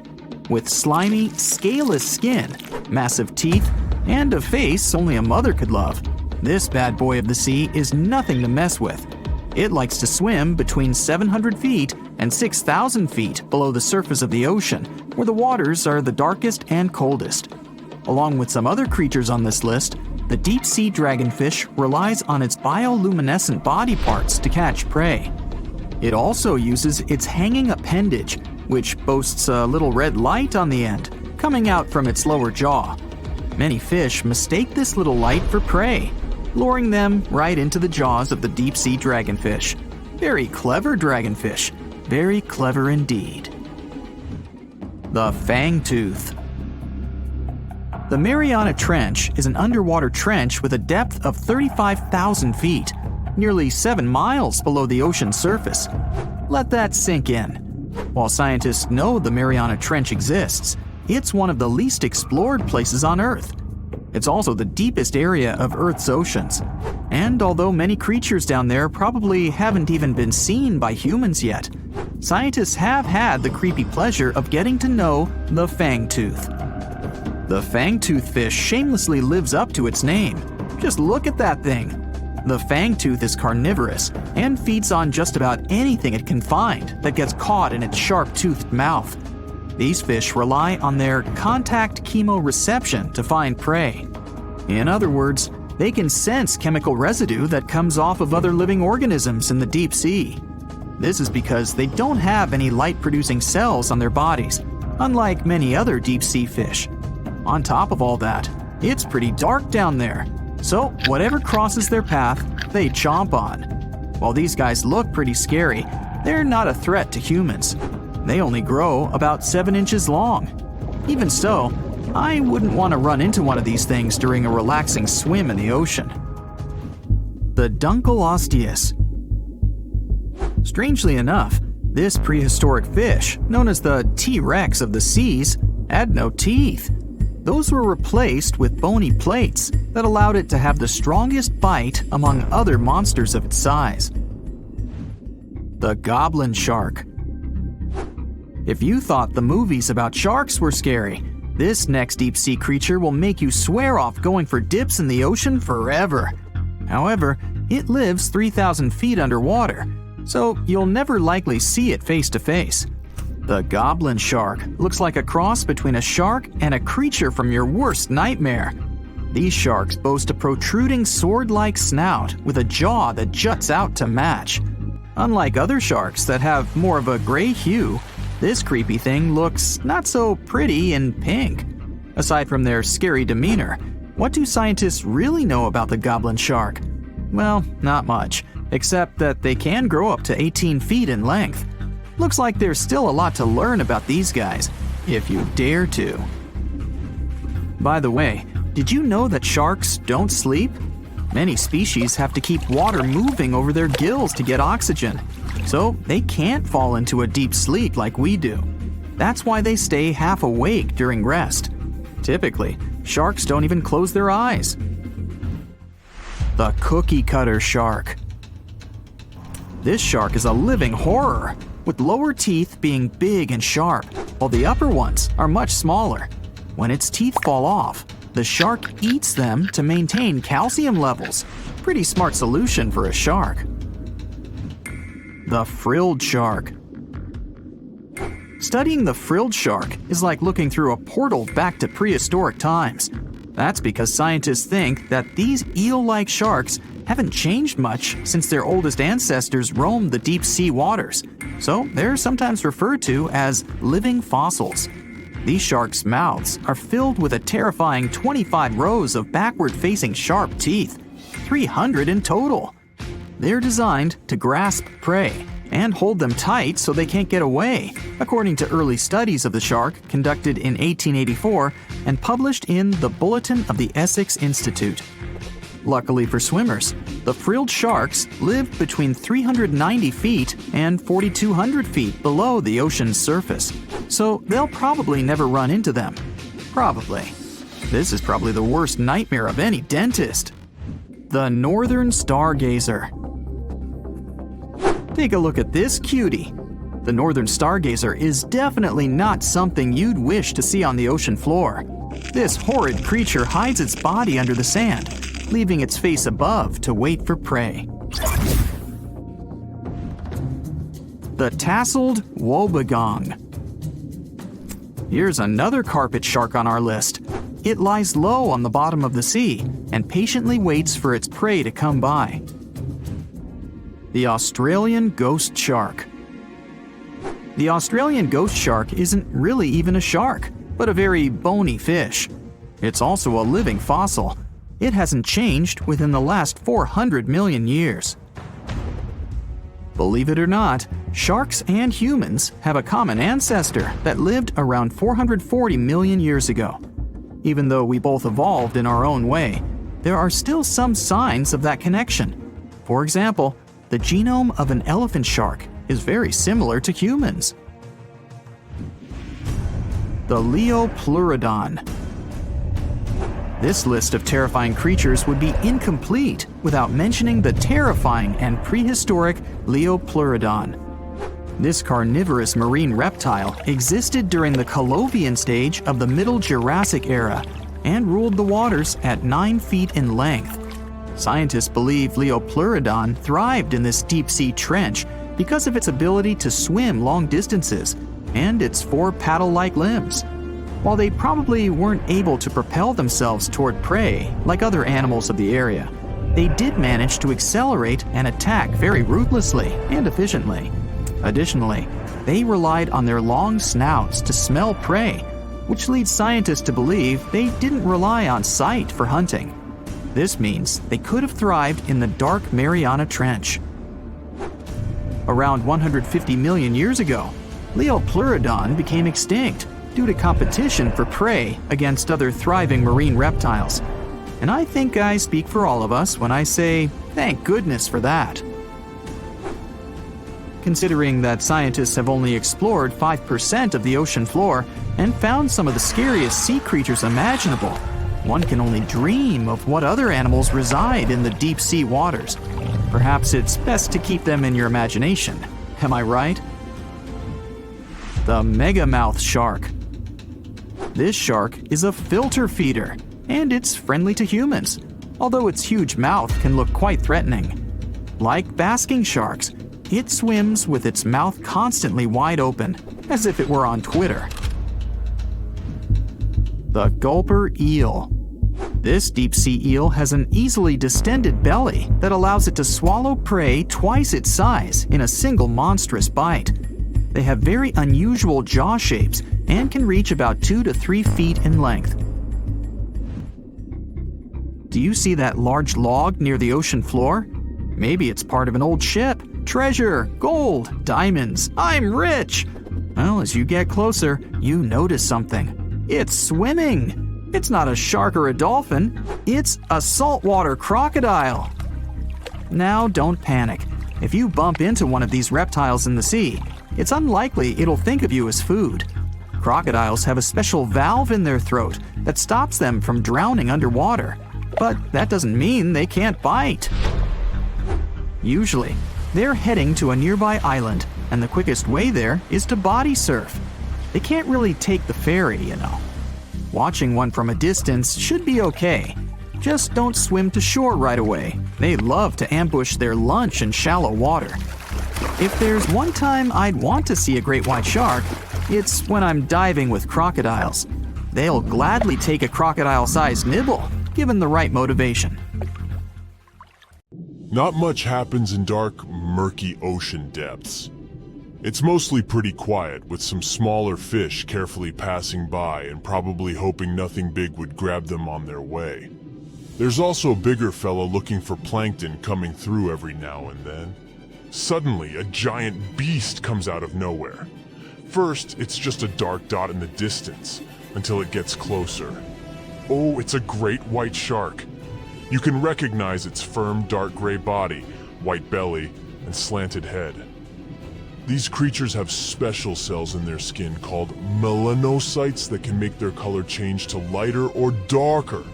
This way, a shark can blend in with its surroundings, which is a nice ace up its sleeve and the reason why we barely even see one coming by. These predators can grow up to be more than 20 feet and weigh up to 5,000 pounds. Our fierce fella is just passing by looking for some lost fish that might wander around, if it gets lucky, directly into its mouth. But instead, a giant jagged tentacle comes out of nowhere. The great white barely escaped it and quickly swam a little further to see what was happening. A giant squid comes out of the depths. Its eyes, as large as dinner plates, are looking straight at the shark, while its soft body is getting closer. A challenging prey, but hey, why not try? Most of the time, these creatures eat shrimp, fish, and other squid, but sometimes they like to really treat themselves, so they go after small whales. A shark will do too. I know you'd expect these creatures to be way smaller, or that's at least how I comfort myself when I swim a little further from the shore where my feet can't touch the bottom anymore. But they can weigh 600 pounds and be 40 feet long. The great white shark is the biggest predatory shark on our planet. Check out its long and sharp teeth. It definitely has the biggest smile down there in the ocean. Great whites have around 300 teeth, but they don't use most of them for biting. Instead, they have a special system where new teeth grow all the time because they need to replace the ones that get worn out or lost. And they have a really powerful bite, over 20 times stronger than ours. Considering all that, you might think a great white shark has nothing to be afraid of in the ocean. But looking at its gigantic enemy, we can't be so sure of that anymore. Octopuses only have 8 arms.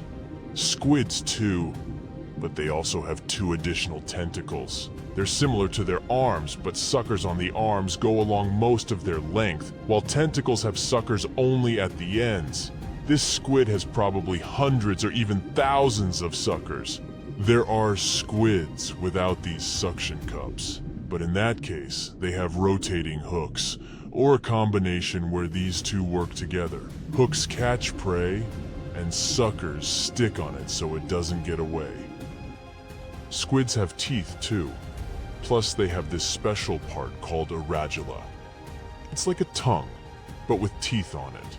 The teeth are tightly packed together and are difficult to remove.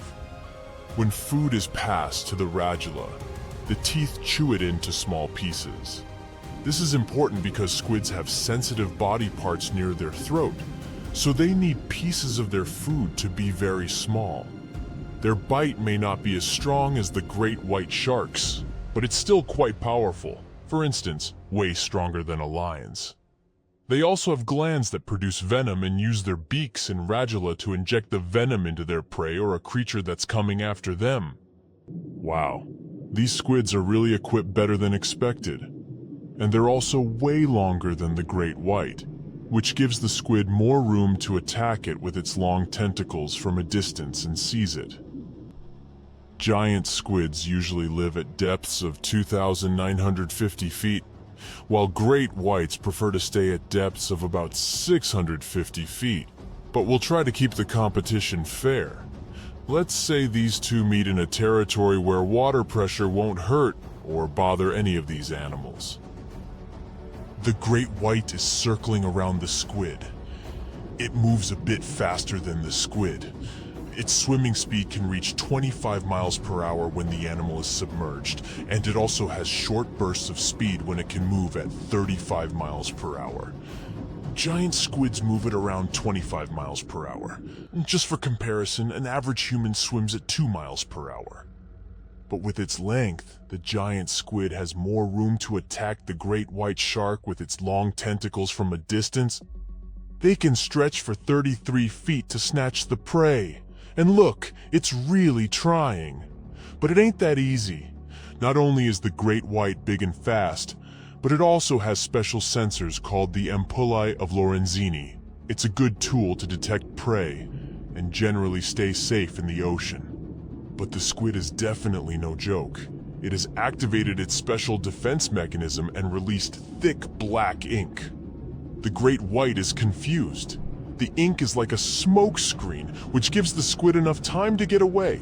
The shark can't see its opponent anymore. The squid is getting closer, and the poor great white has no idea from which direction. It's time for the final move. Even if the great white manages to catch the squid can detach parts of its body as a last resort to protect itself. It can lose up to 10 body parts, unlike sharks. These predators can't lose any essential body parts because they won't survive. And look, the squid finally latches onto the shark. Its suction cups and the sharp beak that can pierce its prey make it nearly impossible for the shark to escape. They both disappear into a cloud of ink, the great white shark in one of the rare fights it can lose, and the giant squid ready for new conquests across the ocean. Aren't giant squids perfect for scary stories? In legends, there are often battles between humans and sea monsters. In the past, Norwegian sailors shared stories about sea creatures they encountered during their ocean travels. Over time, these stories grew to include creatures that were like giant islands with arms. And let's not forget about the Kraken. It's a legendary sea monster from Scandinavian stories that looked like an island, which was how it would trick sailors. The spooky stories say the beast was using its long tentacles to grab ships and drag them to their doom. And do you remember Jules Verne's novel 20,000 Leagues Under the Sea, which describes an encounter between a ship and a giant squid? In real life, giant squids don't eat humans, and they're not particularly interested in going after ships. However, not all the stories about these creatures attacking ships are made up. There are some reports. For example, in the 1930s, something attacked a Norwegian tanker, the Brunswick, 3 times. And yes, it was indeed the work of a giant squid. Fortunately, the squid couldn't grip onto the ship's steel hull, so it ended up getting caught in the propellers. But even though everything was okay in the end, just looking at this gigantic monster trying to take your ship down to the bottom must have been terrifying. We can laugh at stories about the Kraken until we're out there on our own. In 2003, a giant squid came closer to a French yacht that was participating in a sailing race. It couldn't cause any harm, so it eventually gave up. So, for now, the idea of a giant squid taking down a ship or boat remains a fictional story, although they're certainly capable of trying.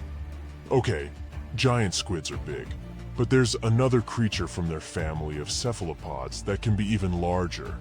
It's called the colossal squid, and one that was found weighed 992 pounds, hundreds of pounds more than the giant squid, 606 pounds.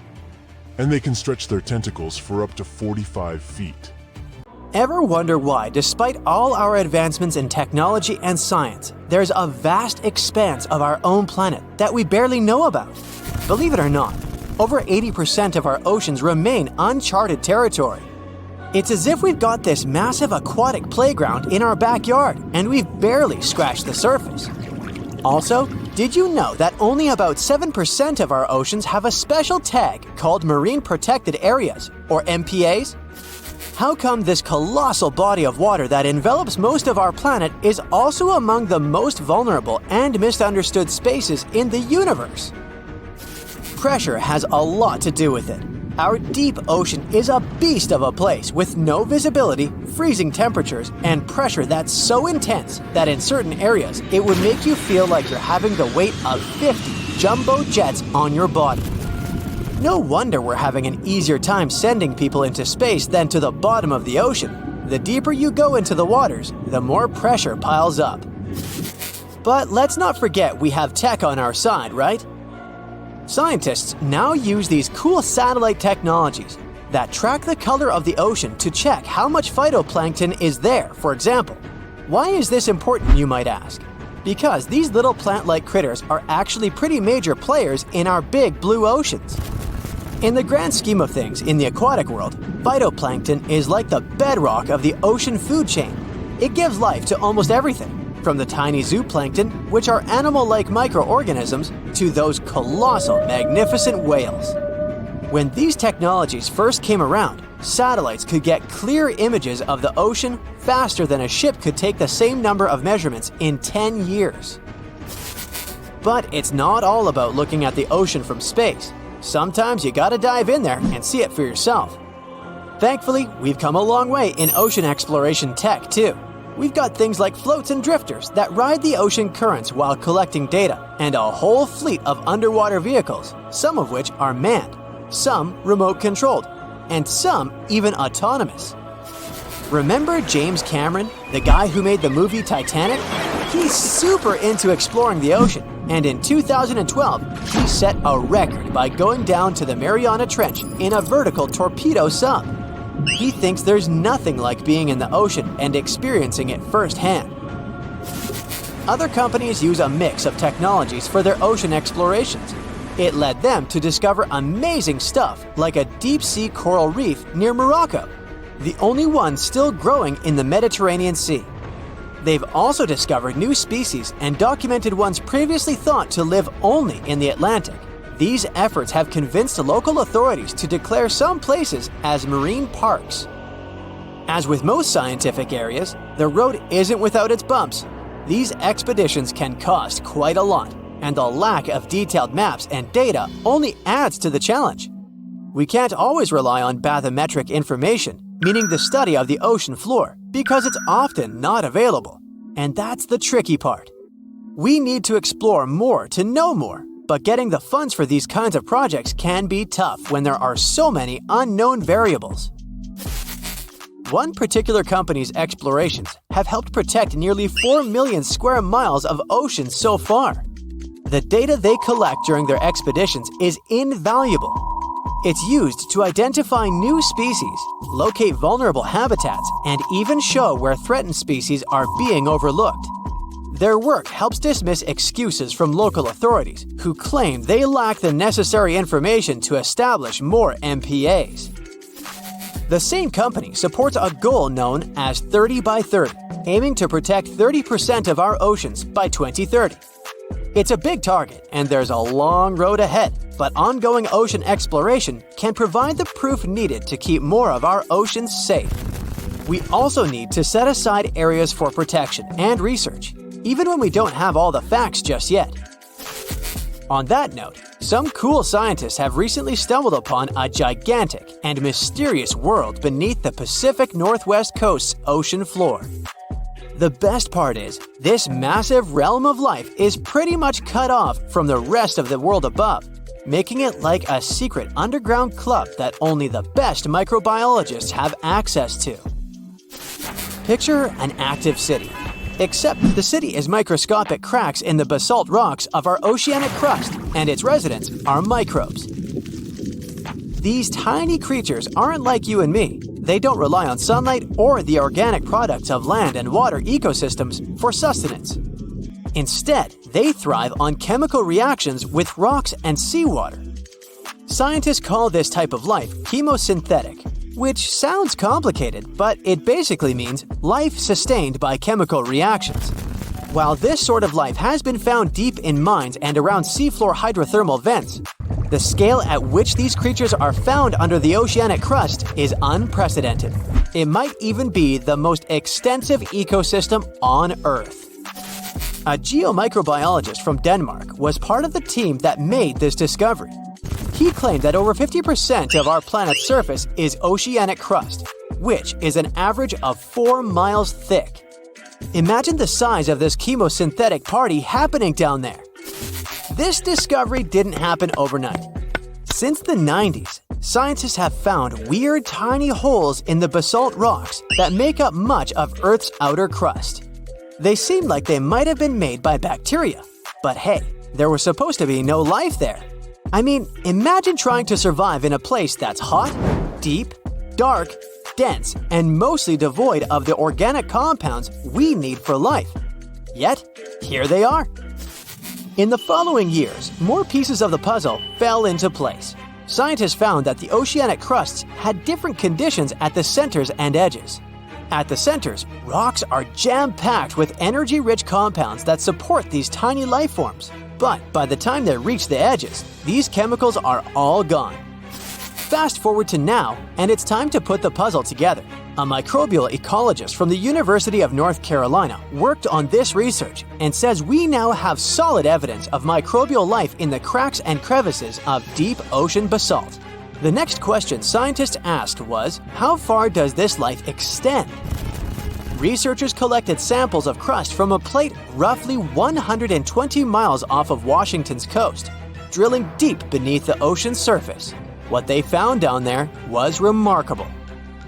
The life down there runs on a unique fuel, hydrogen. Yep, in the absence of sunlight, hydrogen provides the energy for all their biological processes. These microbes use hydrogen to transform carbon dioxide into organic matter. This matter and other byproducts, like methane, then fuel other organisms, creating a network of life. Of course, the life down there isn't as complex as the one we know up here. Scientists doubt there will be any multicellular life under the ocean because it's too hot and energy poor. But hey, who knows? This universe under our oceans still has a lot to reveal. This whole thing is significant for many reasons. First, it confirms that life can exist in places without oxygen, which changes our perspective on where we can find life. This makes us wonder if life could exist under similar conditions on other planets, where surface conditions might be too harsh. The implications on Earth are also profound. If a large portion of life exists in the oceanic crust, then our understanding of life on our own planet could be completely changed. This exciting discovery stretches our understanding of life and prompts us to keep exploring the mysterious depths of our oceans, pushing the limits of our understanding. NASA is also in on the whole deep sea exploration project. Why?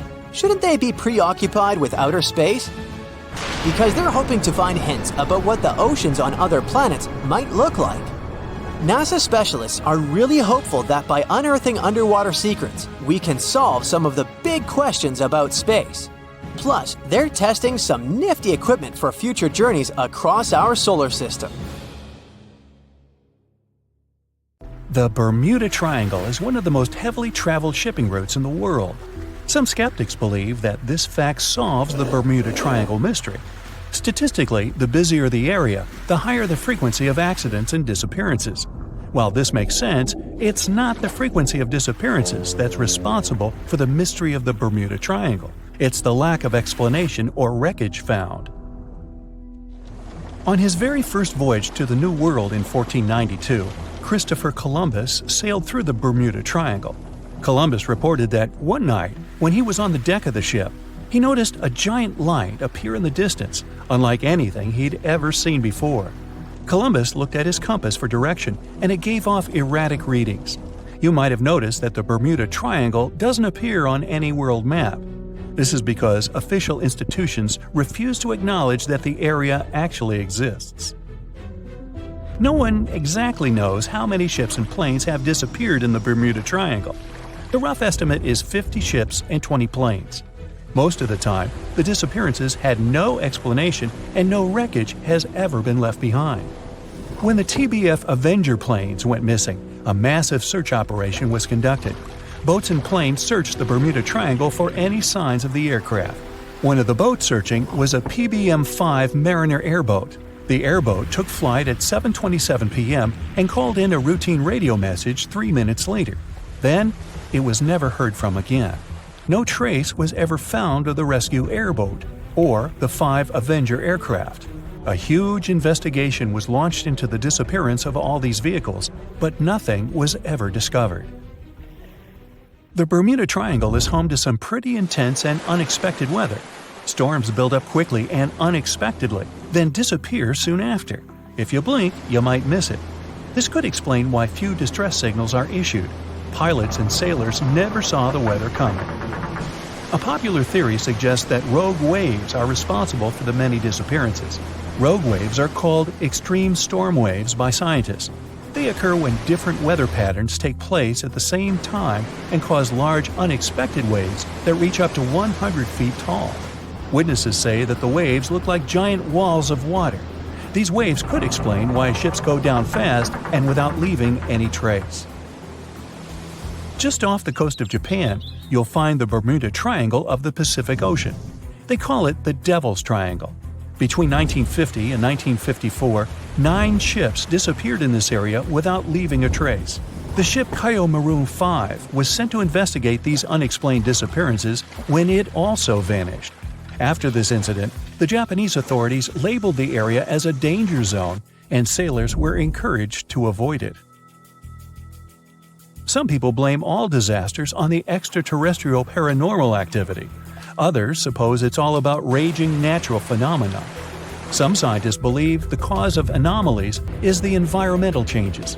Also, there's a really high concentration of methane hydrates on the bottom of the ocean in the Pacific Bermuda area. This gas tends to set off, and when it happens, bubbles start forming on the surface of the water. These gas eruptions can interrupt the ability to float and can easily sink a ship. Because of this chemical reaction, there won't be even a trace left. Underwater volcanoes are said to be another possible explanation for the Japanese Dragon's Triangle. In fact, they can take down even small islands. Luckily, nobody lives there. It's a pretty common thing in this area that some of them disappear underwater and others appear out of the blue because of seismic activity. You'll never find the Dragon's Triangle on any official map of the world, so nobody's quite sure about how large it is in reality. In July 2015, 2 teenagers disappeared after setting sail off the coast of Florida. There's some mystery about what the 2 teens were really getting up to. They told their parents that they were just going to fish, but they told their friends that they were crossing to the Bahamas. Shortly after they left, a line of thunderstorms moved towards the area, and the boys were never heard from again. A massive search was conducted, but sadly, nothing was found. 1 year later, the pair's boat was found off the coast of Bermuda with a broken iPhone and some personal effects left inside. One of the most popular and bizarre theories trying to solve the Bermuda Triangle mystery comes from Charles Berlitz. He insists that the area is home to the lost city of Atlantis. The missing ships and planes and malfunctioning equipment, according to him, were all caused by rays of energy let out by the special energy crystals that power Atlantis.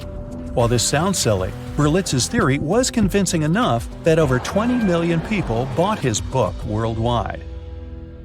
Previously, the compass wouldn't work well in the Bermuda Triangle since the lines of the 2 poles coincided here, true north and magnetic north. But if you fall into this line, your compass will behave strangely. But the magnetic north is constantly shifting, and now it's far beyond the triangle. No legend says pirates of the last centuries operate in the Bermuda Triangle, or that the Flying Dutchman makes other ships disappear. A popular theory is that ships travel to the distant past or future through a time portal in the Bermuda Triangle. Fortunately, these are all myths.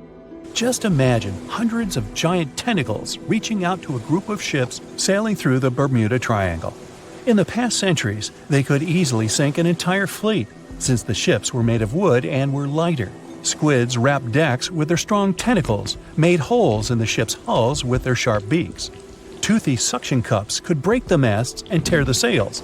The water was filling the holds and slowly rising to the deck. The ship sank in a matter of minutes. Survivors reached the shore and told everyone about huge monsters. This is how the legends of the Kraken appeared. Fortunately, now people have sonars and equipment for monitoring the sea space. They say the main reason why this place is so enigmatic must be the magnetic fields that form this ominous triangle. Ocean floor is made of rocks containing a lot of magnetite. It's more like iron. Magnetic fields react to the high concentration of magnetite on the ocean floor, which may start a sort of conflict between the two. It can often lead to various weather anomalies and, as a result, navigation issues. And naturally, any changes in the ocean floor or the Earth's magnetic fields influence the Bermuda Triangle a lot. Magnetic fields tend to shift their position, so do tectonic plates and even the continents, even though we never notice it. The skies are usually very clear there, but back in 1883, some people witnessed abnormal things in the area. Some claim to have seen large blocks of ice falling from the skies, and the crew even managed to save one as hard proof. Seems like the Bermuda Triangle has an alternate not only on Earth, but even in space. Spacecraft usually don't disappear into thin air though, like there's no air. This anomalous area is really large and stretches right above the South Atlantic. It occupies the area from Chile to Zimbabwe and sits right at the point where Van Allen radiation belts are the closest to the surface of our planet. The Earth has two such belts, which come in handy trapping the particles that shoot in from the sun. They do a great job protecting the Earth from radiation. The magnetic field there is lower, so it allows the Earth's radiation belt to come closer to the surface. Whenever a satellite passes by, it will be exposed to radiation, which might lead to serious damage. So, no satellite can take pictures of it. The South Atlantic anomaly is part of the Earth where natural radiation just flows out of control. Still, there is little evidence that all these triangles are really dangerous. Many believe the Bermuda Triangle itself has been proven time and again to be nothing but a work of fiction. In fact, some shipwrecks, such as the Ellen Austin, gained popularity in the middle of the 20th century, while nobody even thought of drawing a triangle in the Bermuda area before that. The mystery was popularized by science fiction writers and became a common myth, while no serious research proved it any more dangerous than other parts of the world's ocean. So, the crew of the Ellen Austin back in 1881 weren't even aware of the Bermuda Triangle back then, let alone afraid of it. What do you think?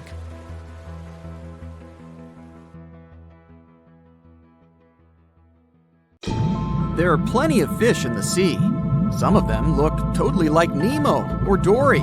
Then there's the butterfly fish and fancy guppy, which is indeed really fancy. And then there's... What on earth is that? I would definitely not pay for a diving experience to see this guy. The anglerfish has the unofficial title of the ugliest animal in the world, but I wouldn't dare to break that news to it. There are more than 200 species of anglerfish currently swimming somewhere in the gloomy depths of the Atlantic and Antarctic Oceans, up to a mile below the surface. Some of them prefer different living conditions, the shallow tropical environments. Different kinds of anglerfish vary in shape and size, from the famous black sea devil to frogfish, monkfish, footballfish, goosefish, batfish, and sea toad. The larger ones can be half as long as a full-size bed, but most are less than a foot long.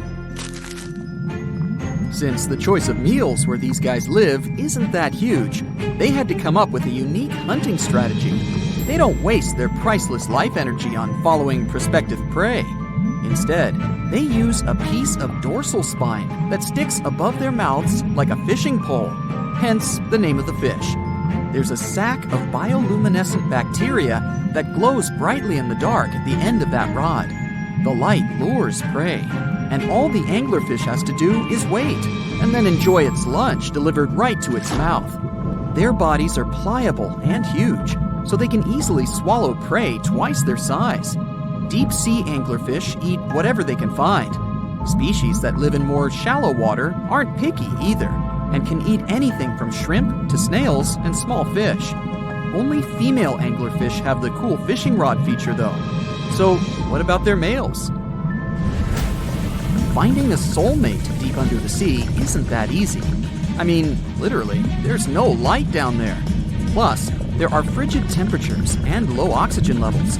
Anglerfish can't afford to go on many dates in those conditions, so they mate for life. And before you go aw about it, I have to tell you, they do it in quite a special way. Male anglerfish are much smaller than their ladies.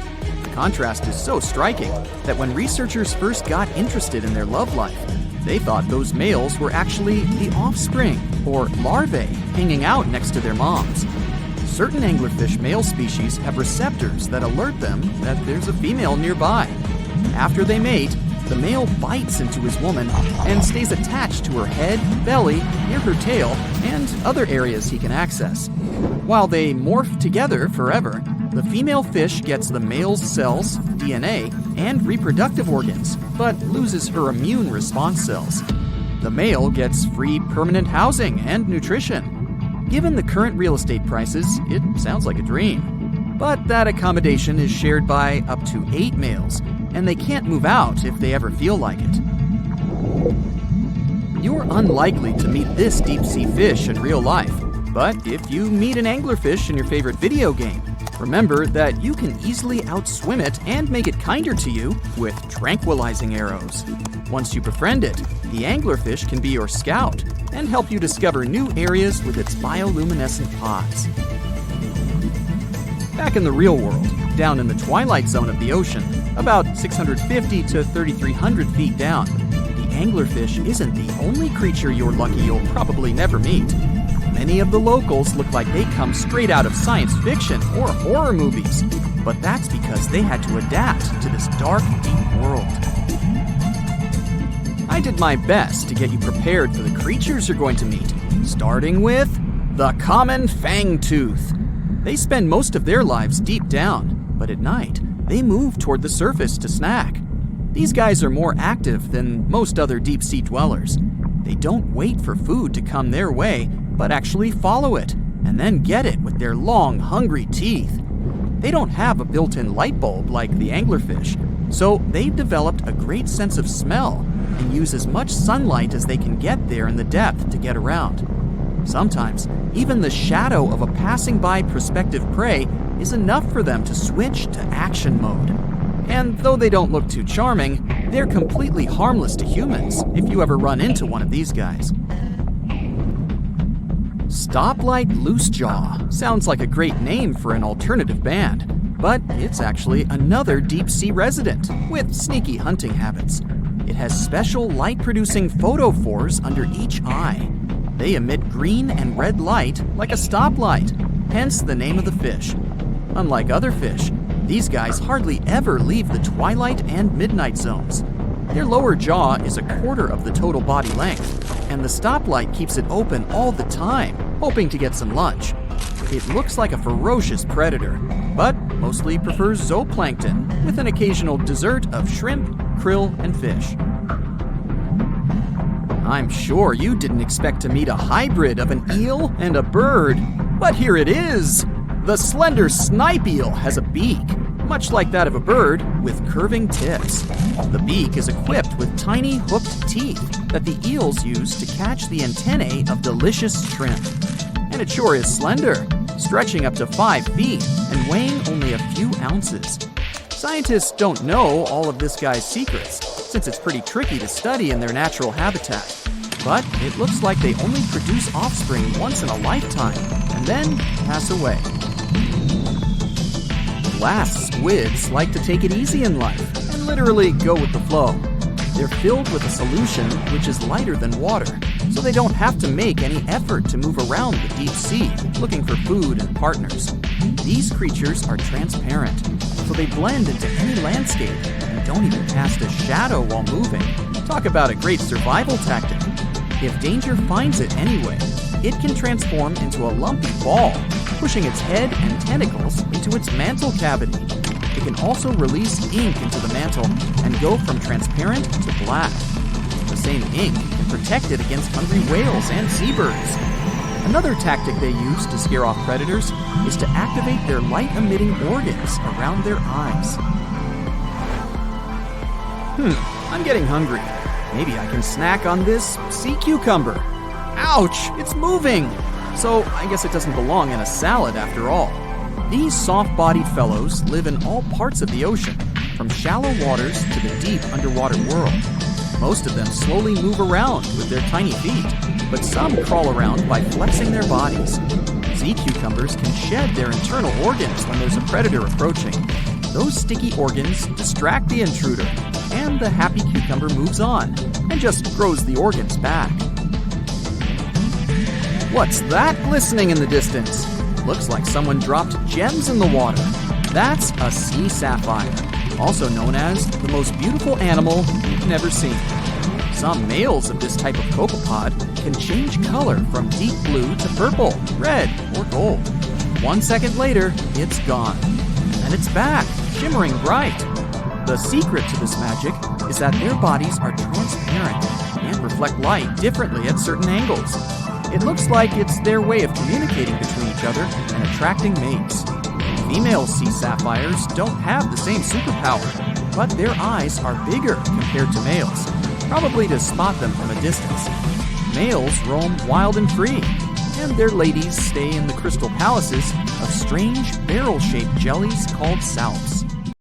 It was the largest fish our Earth had ever seen, and its bite was strong enough to crush a car. The largest of its teeth found was the length of a remote control. It consumed about 2,500 pounds of food a day. That's like 3,300 cans of tuna for you. The earliest Megalodon fossils are from about 20 million years ago, but you won't see its skeleton, and that's because the mighty Meg had no bones.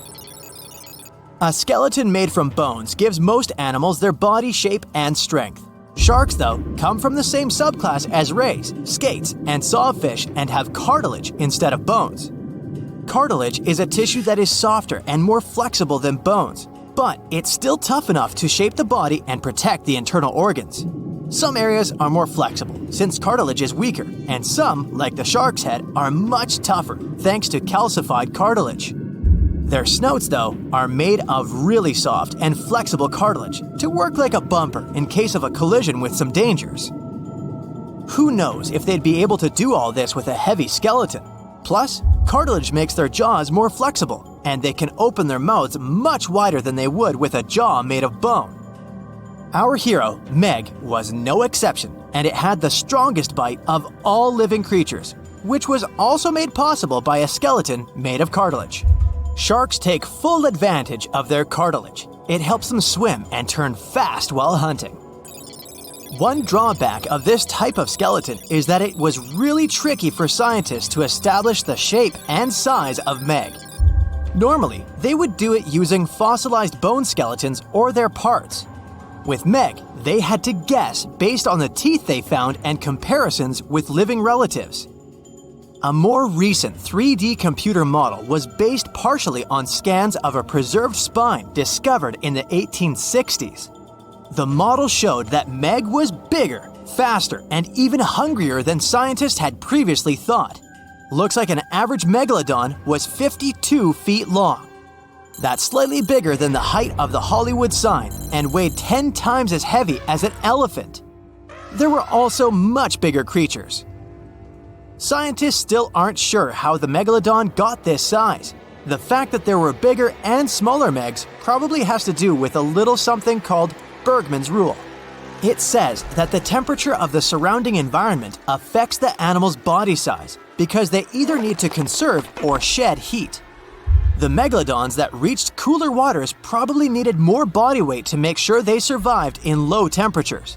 Those living in warmer waters had to be smaller to avoid burning up.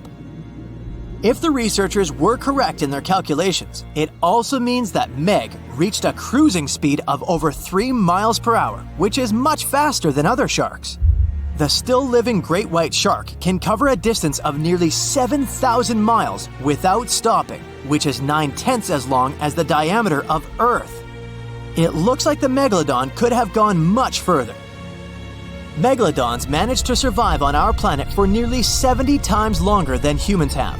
They were roaming the oceans for around 20 million years, and you could see them pretty much anywhere except near the poles. scientists discovered the most northern fossils off the coast of Denmark and the most southern in New Zealand. The reason why there were no megalodon teeth found in Antarctica is most likely that these adapted to only warm tropical and subtropical waters. The younger ones like to keep to the shores, while full-grown adults preferred coastal areas, but they could easily move into the open ocean as well. When our planet went through a period of global cooling and drying, and the seas began to freeze around 3.6 million years ago, there was less and less room for meg to thrive. Much of their prey, like smaller whales, seals, and sea turtles, disappeared or relocated to waters that were too cold for our hero. And at the same time, the number of its natural competitors, like smaller predatory sharks, like the great white shark, and whales, increased. This shifting food chain dynamics could have been even more dangerous for the meg than the cold ocean water. You're used to seeing them on the big screen as heartless monsters, but these huge sharks were actually loving and caring family guys. Scientists discovered several megalodon nursery areas in Florida, Maryland, Panama, and off the coast of Spain. It looks like they gave birth to their young in shallow water environments. Then, little megs would stay there with adults protecting and raising them until they were ready to fight off predators. The mighty meg had 276 teeth in 5 rows in its mouth. Similar to other sharks, it was fast in replacing its worn-out or lost teeth. With 4 or 5 rows of teeth in its mouth, it basically acted like a conveyor belt, able to grow back damaged or missing teeth. This means that an adult megalodon probably would have grown several thousand teeth throughout its lifetime. Although the great white shark is often mentioned as meg's closest relative, they'd hardly be distant cousins. The ancestors of today's great white existed at the same time as the meg, but they weren't best friends and even rivaled each other. The great white shark wouldn't win in a head-to-head fight with a meg, but it was a better hunter using its smaller size and agility to snap up the giant's prey quickly. This only left the bigger fish and whales for the meg, but its food supplies began to run out as the whales swam to the cooler new seas. Rather than a great white, the megalodon is more like a modern bull shark. It had a short snout, a flat lower jaw, and huge pectoral fins to support its massive weight and size. We also speak of meg as an extinct giant, but can we be 100% sure it isn't hiding somewhere as we speak? After all, we've only explored 5% of our oceans altogether. The Mariana Trench is the deepest oceanic trench on Earth, and you could dip the whole of Mount Everest in its deepest part, and over a mile of it would still be above the surface. If a megalodon or two needed a place to hide, that would be the perfect spot. It wouldn't be the coziest place to live though, with its cold water and total darkness. Plus, the pressure there is 1,000 times stronger than at sea level. So, if a meg really were hiding down there, it would have serious issues with its teeth, because calcium would dissolve under that pressure. To survive here, it would also need to learn to navigate in complete darkness.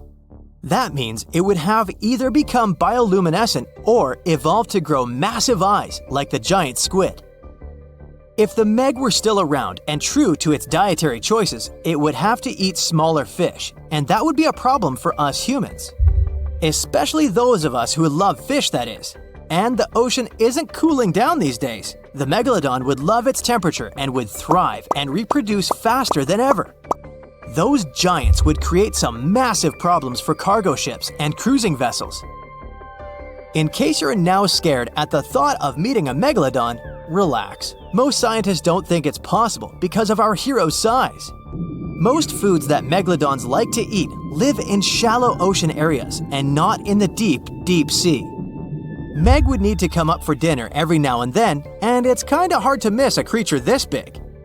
They're both giant prehistoric creatures to us, but the megalodons and the dinosaurs never actually coexisted. The dinosaurs probably died out about 66 million years ago. Megalodons seem to have appeared a bit later. If you could dive right into the mysterious darkness of the ocean depths, who knows what you'd come upon? Legends that are hundreds of years old mention some giant sea monsters hiding deep down below the ocean waves, like the Kraken, the Loch Ness Monster, the Hydra, Leviathan, and so many more.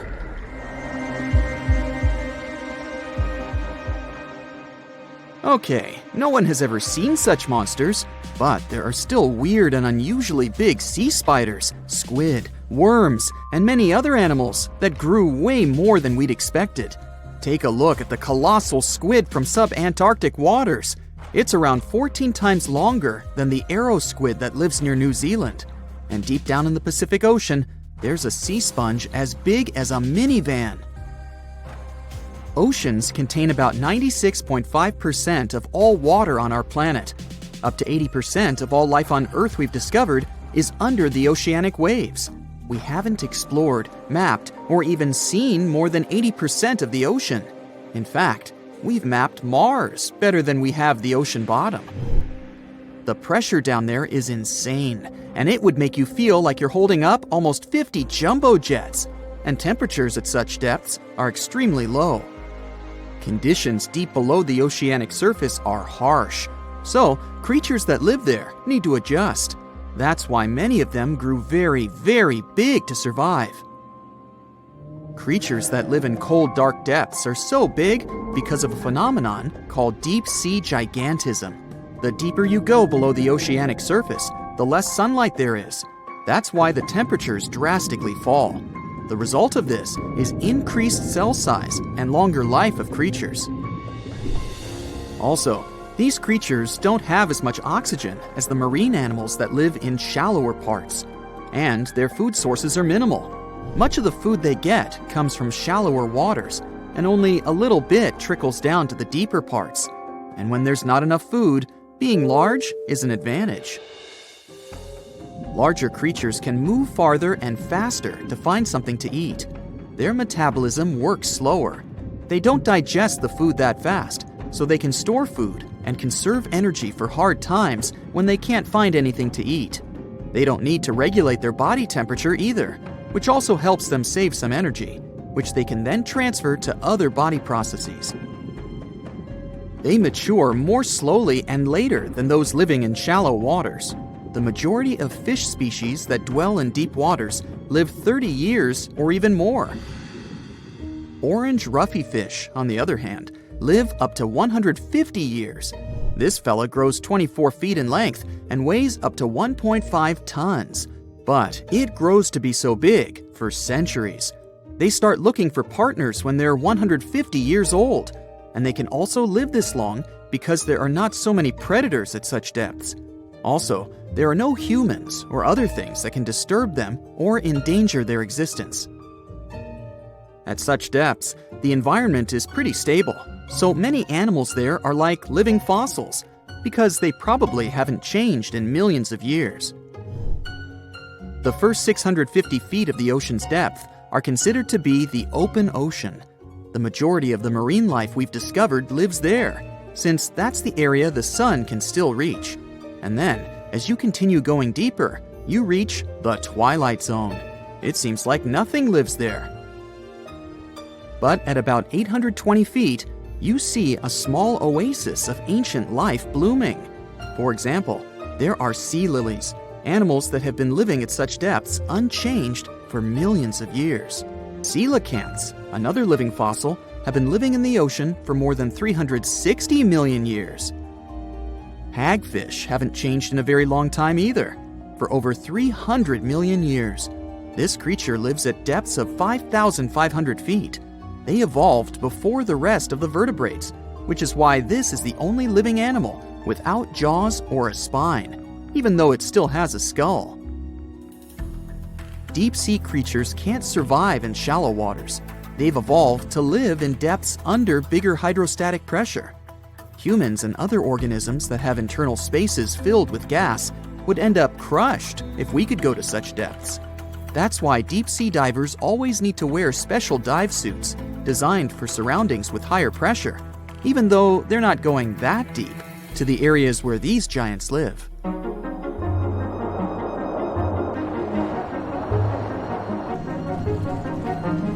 But near Antarctica, you can see gigantism way closer to the surface, like giant sponges, sea slugs, sea spiders the size of a dinner plate, worms, and even some enormous single-celled organisms.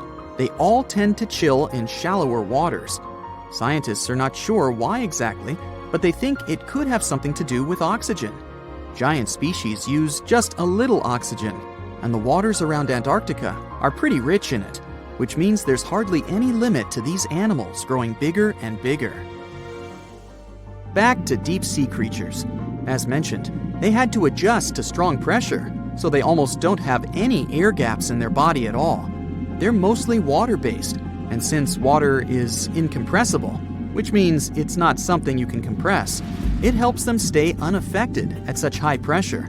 But because of all that, if they were to go up towards the surface, they'd probably swell up, maybe even explode. Just look at the blobfish, the one that takes the title of the ugliest animal in the world. It looks normal deep down below the surface, where its natural habitat is. But when it gets up to the surface, where the pressure is 120 times lower, it changes its shape. The blobfish doesn't have a skeleton or muscles, so without high deep-sea pressure, it ends up being all floppy and saggy. The dark oceanic depths are not just scary to watch, but to listen to as well. In 1997, scientists were trying to find underwater volcanoes located off the South American coast. During their travels, they recorded one of the loudest noises ever registered. It was pretty weird, too. It was so loud, even sensors from more than 3,000 miles away managed to pick it up. They later called it the bloop. It took them 15 years to conclude the sound came from an ice quake. That's when seismic activity breaks frozen ground. Water at the bottom of the ocean is not always extremely cold. There are hydrothermal vents on the seafloor, and the water that comes out of them can be up to 750 degrees Fahrenheit. Powerful pressure, yep, the same one that would crush you, is something that doesn't allow the water to boil. There are hundreds of animal species that live near deep-sea hydrothermal vents.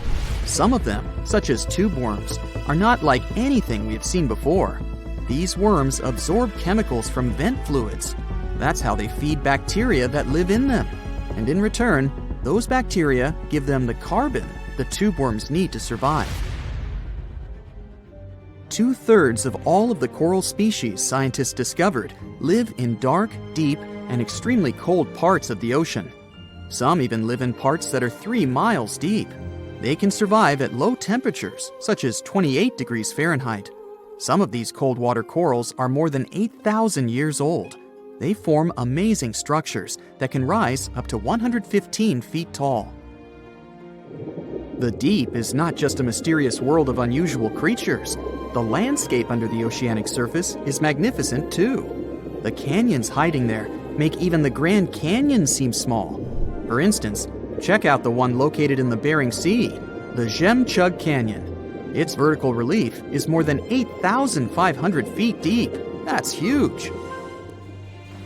The largest ocean waves are not the ones you can see from the shoreline. They occur under the surface, and they're called internal waves. They take place between two water masses that have different densities.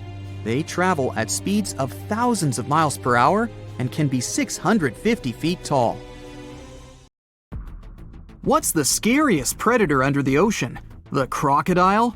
I don't think so. Loch Ness Monster? Please, it never existed. How about the Kronosaurus? Well, it is extinct, but you might be onto something. Let's take a look at what it'd be like if these creatures were still around today. First things first, what on earth was it? The Kronosaurus was a marine carnivore that lived in the cool, high-latitude Eromanga Sea.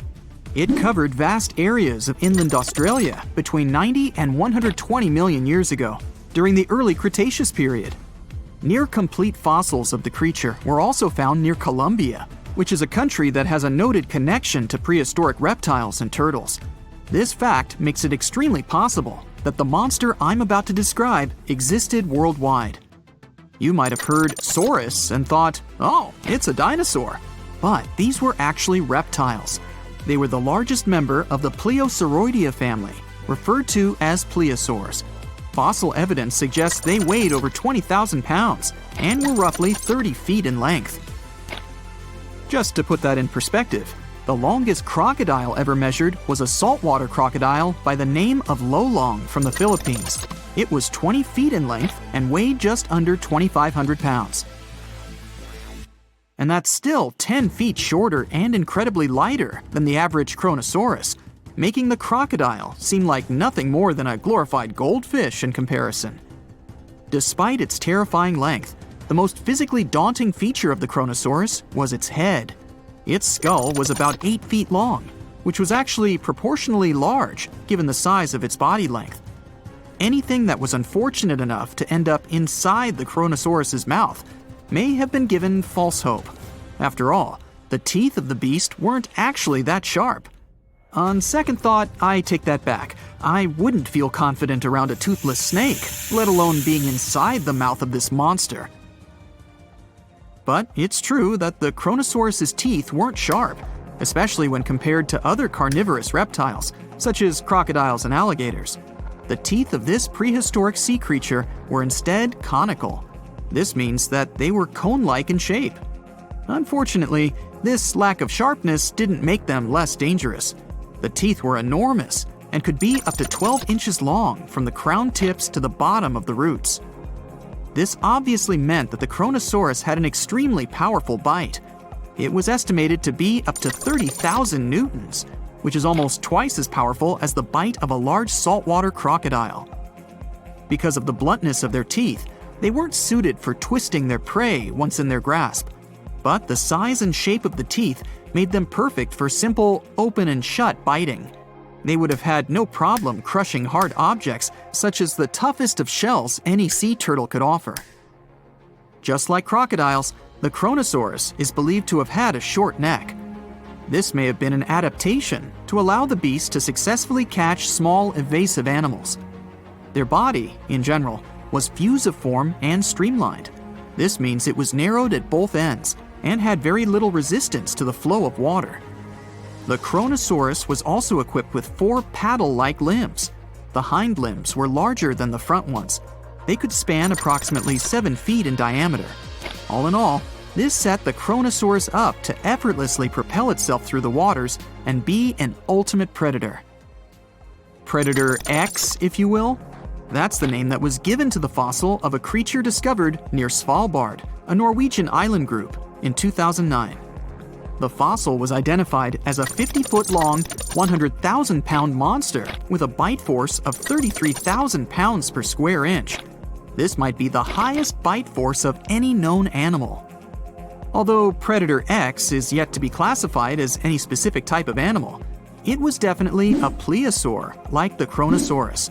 And even if it wasn't Predator X, the Kronosaurus was still most definitely a ferocious titan when it roamed Earth's oceans. The Kronosaurus actually got its name from the Greek mythological figure of Kronos, the father of Zeus. Kronos was viewed as a titan from a generation of super powerful beings.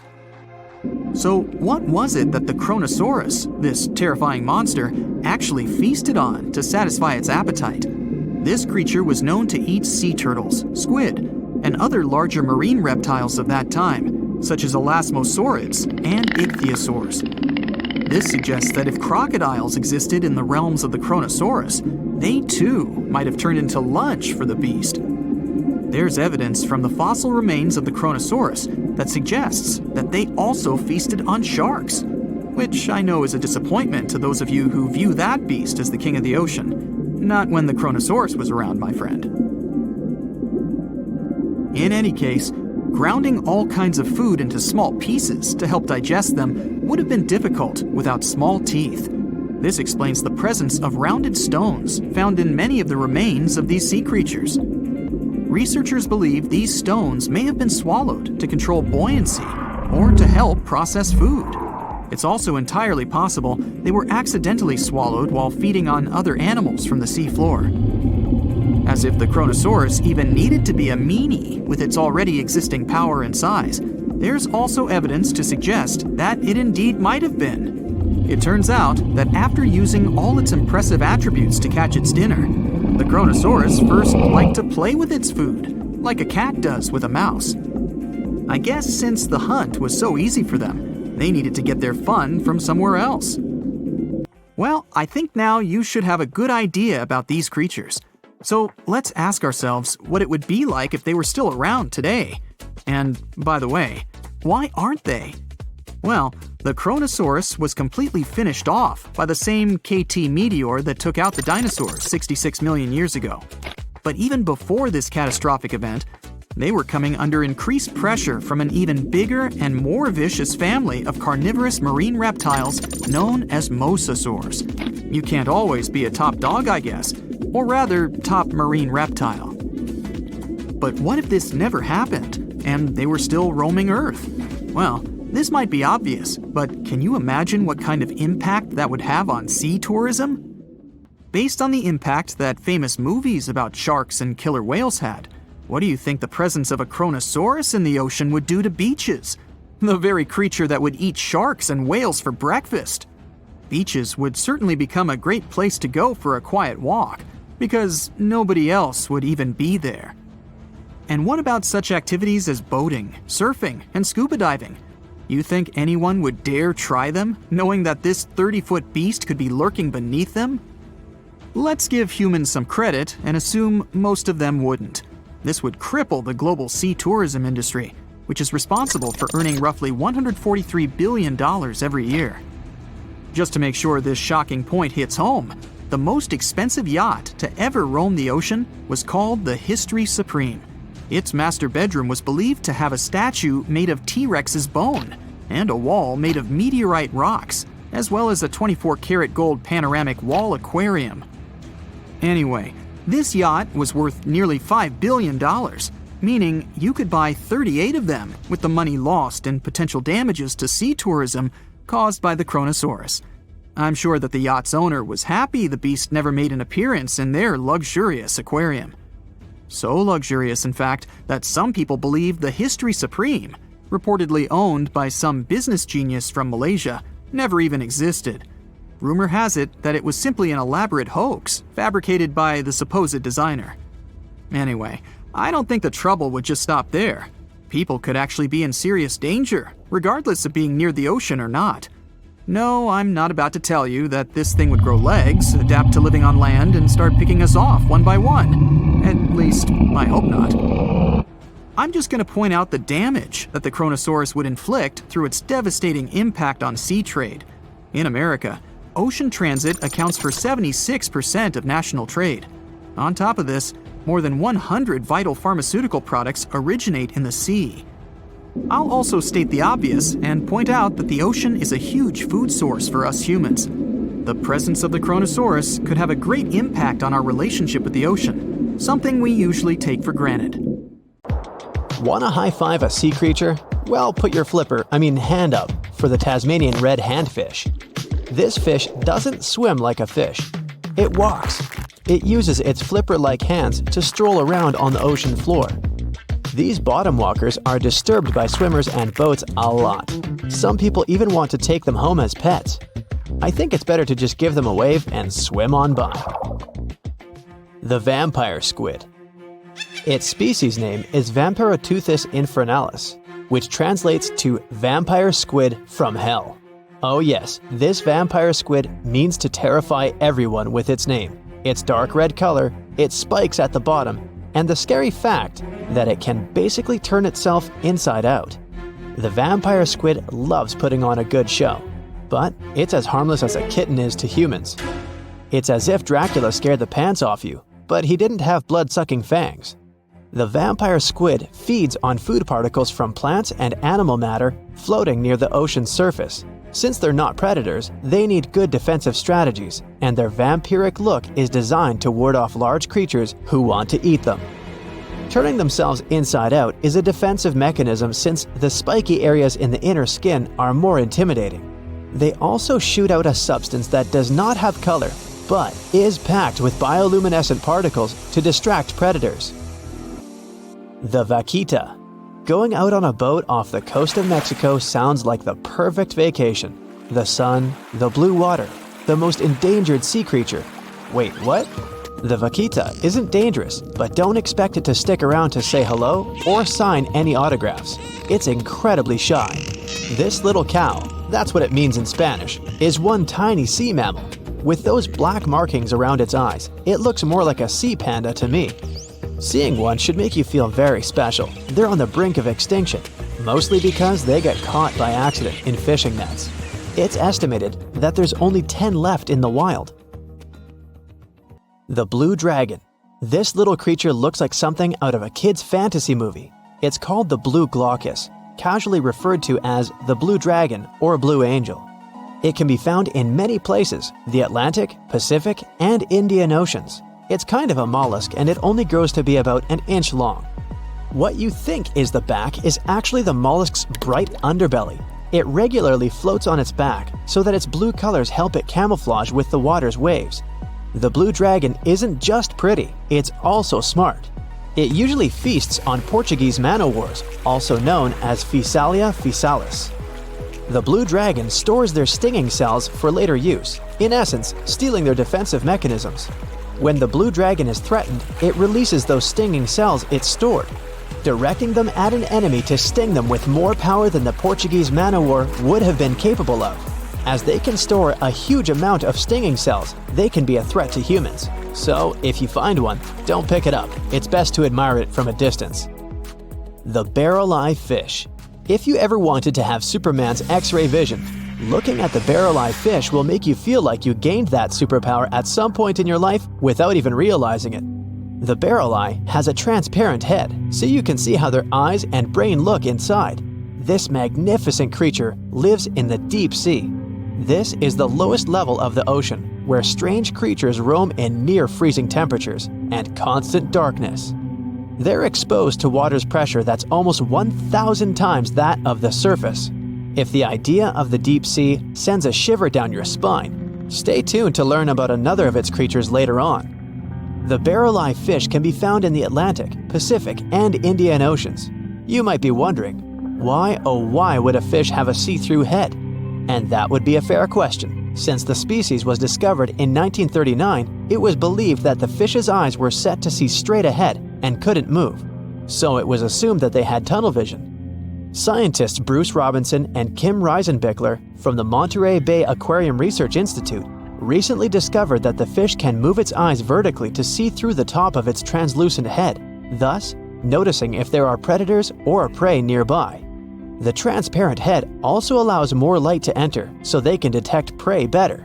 It's believed that the barrel-eye fish eats jellyfish and small fish species. If you dive in the ocean at night, you might be lucky enough to see how orange ball corallomorph blooms in the dark. But make sure to be quick because as soon as you turn on your flashlight to take a good look, it will retract its tubes back into itself. The Megalodon. The whale shark isn't the biggest shark known to humans. If the entire shark species were a kingdom, the prehistoric Megalodon would be the ruler of the sea.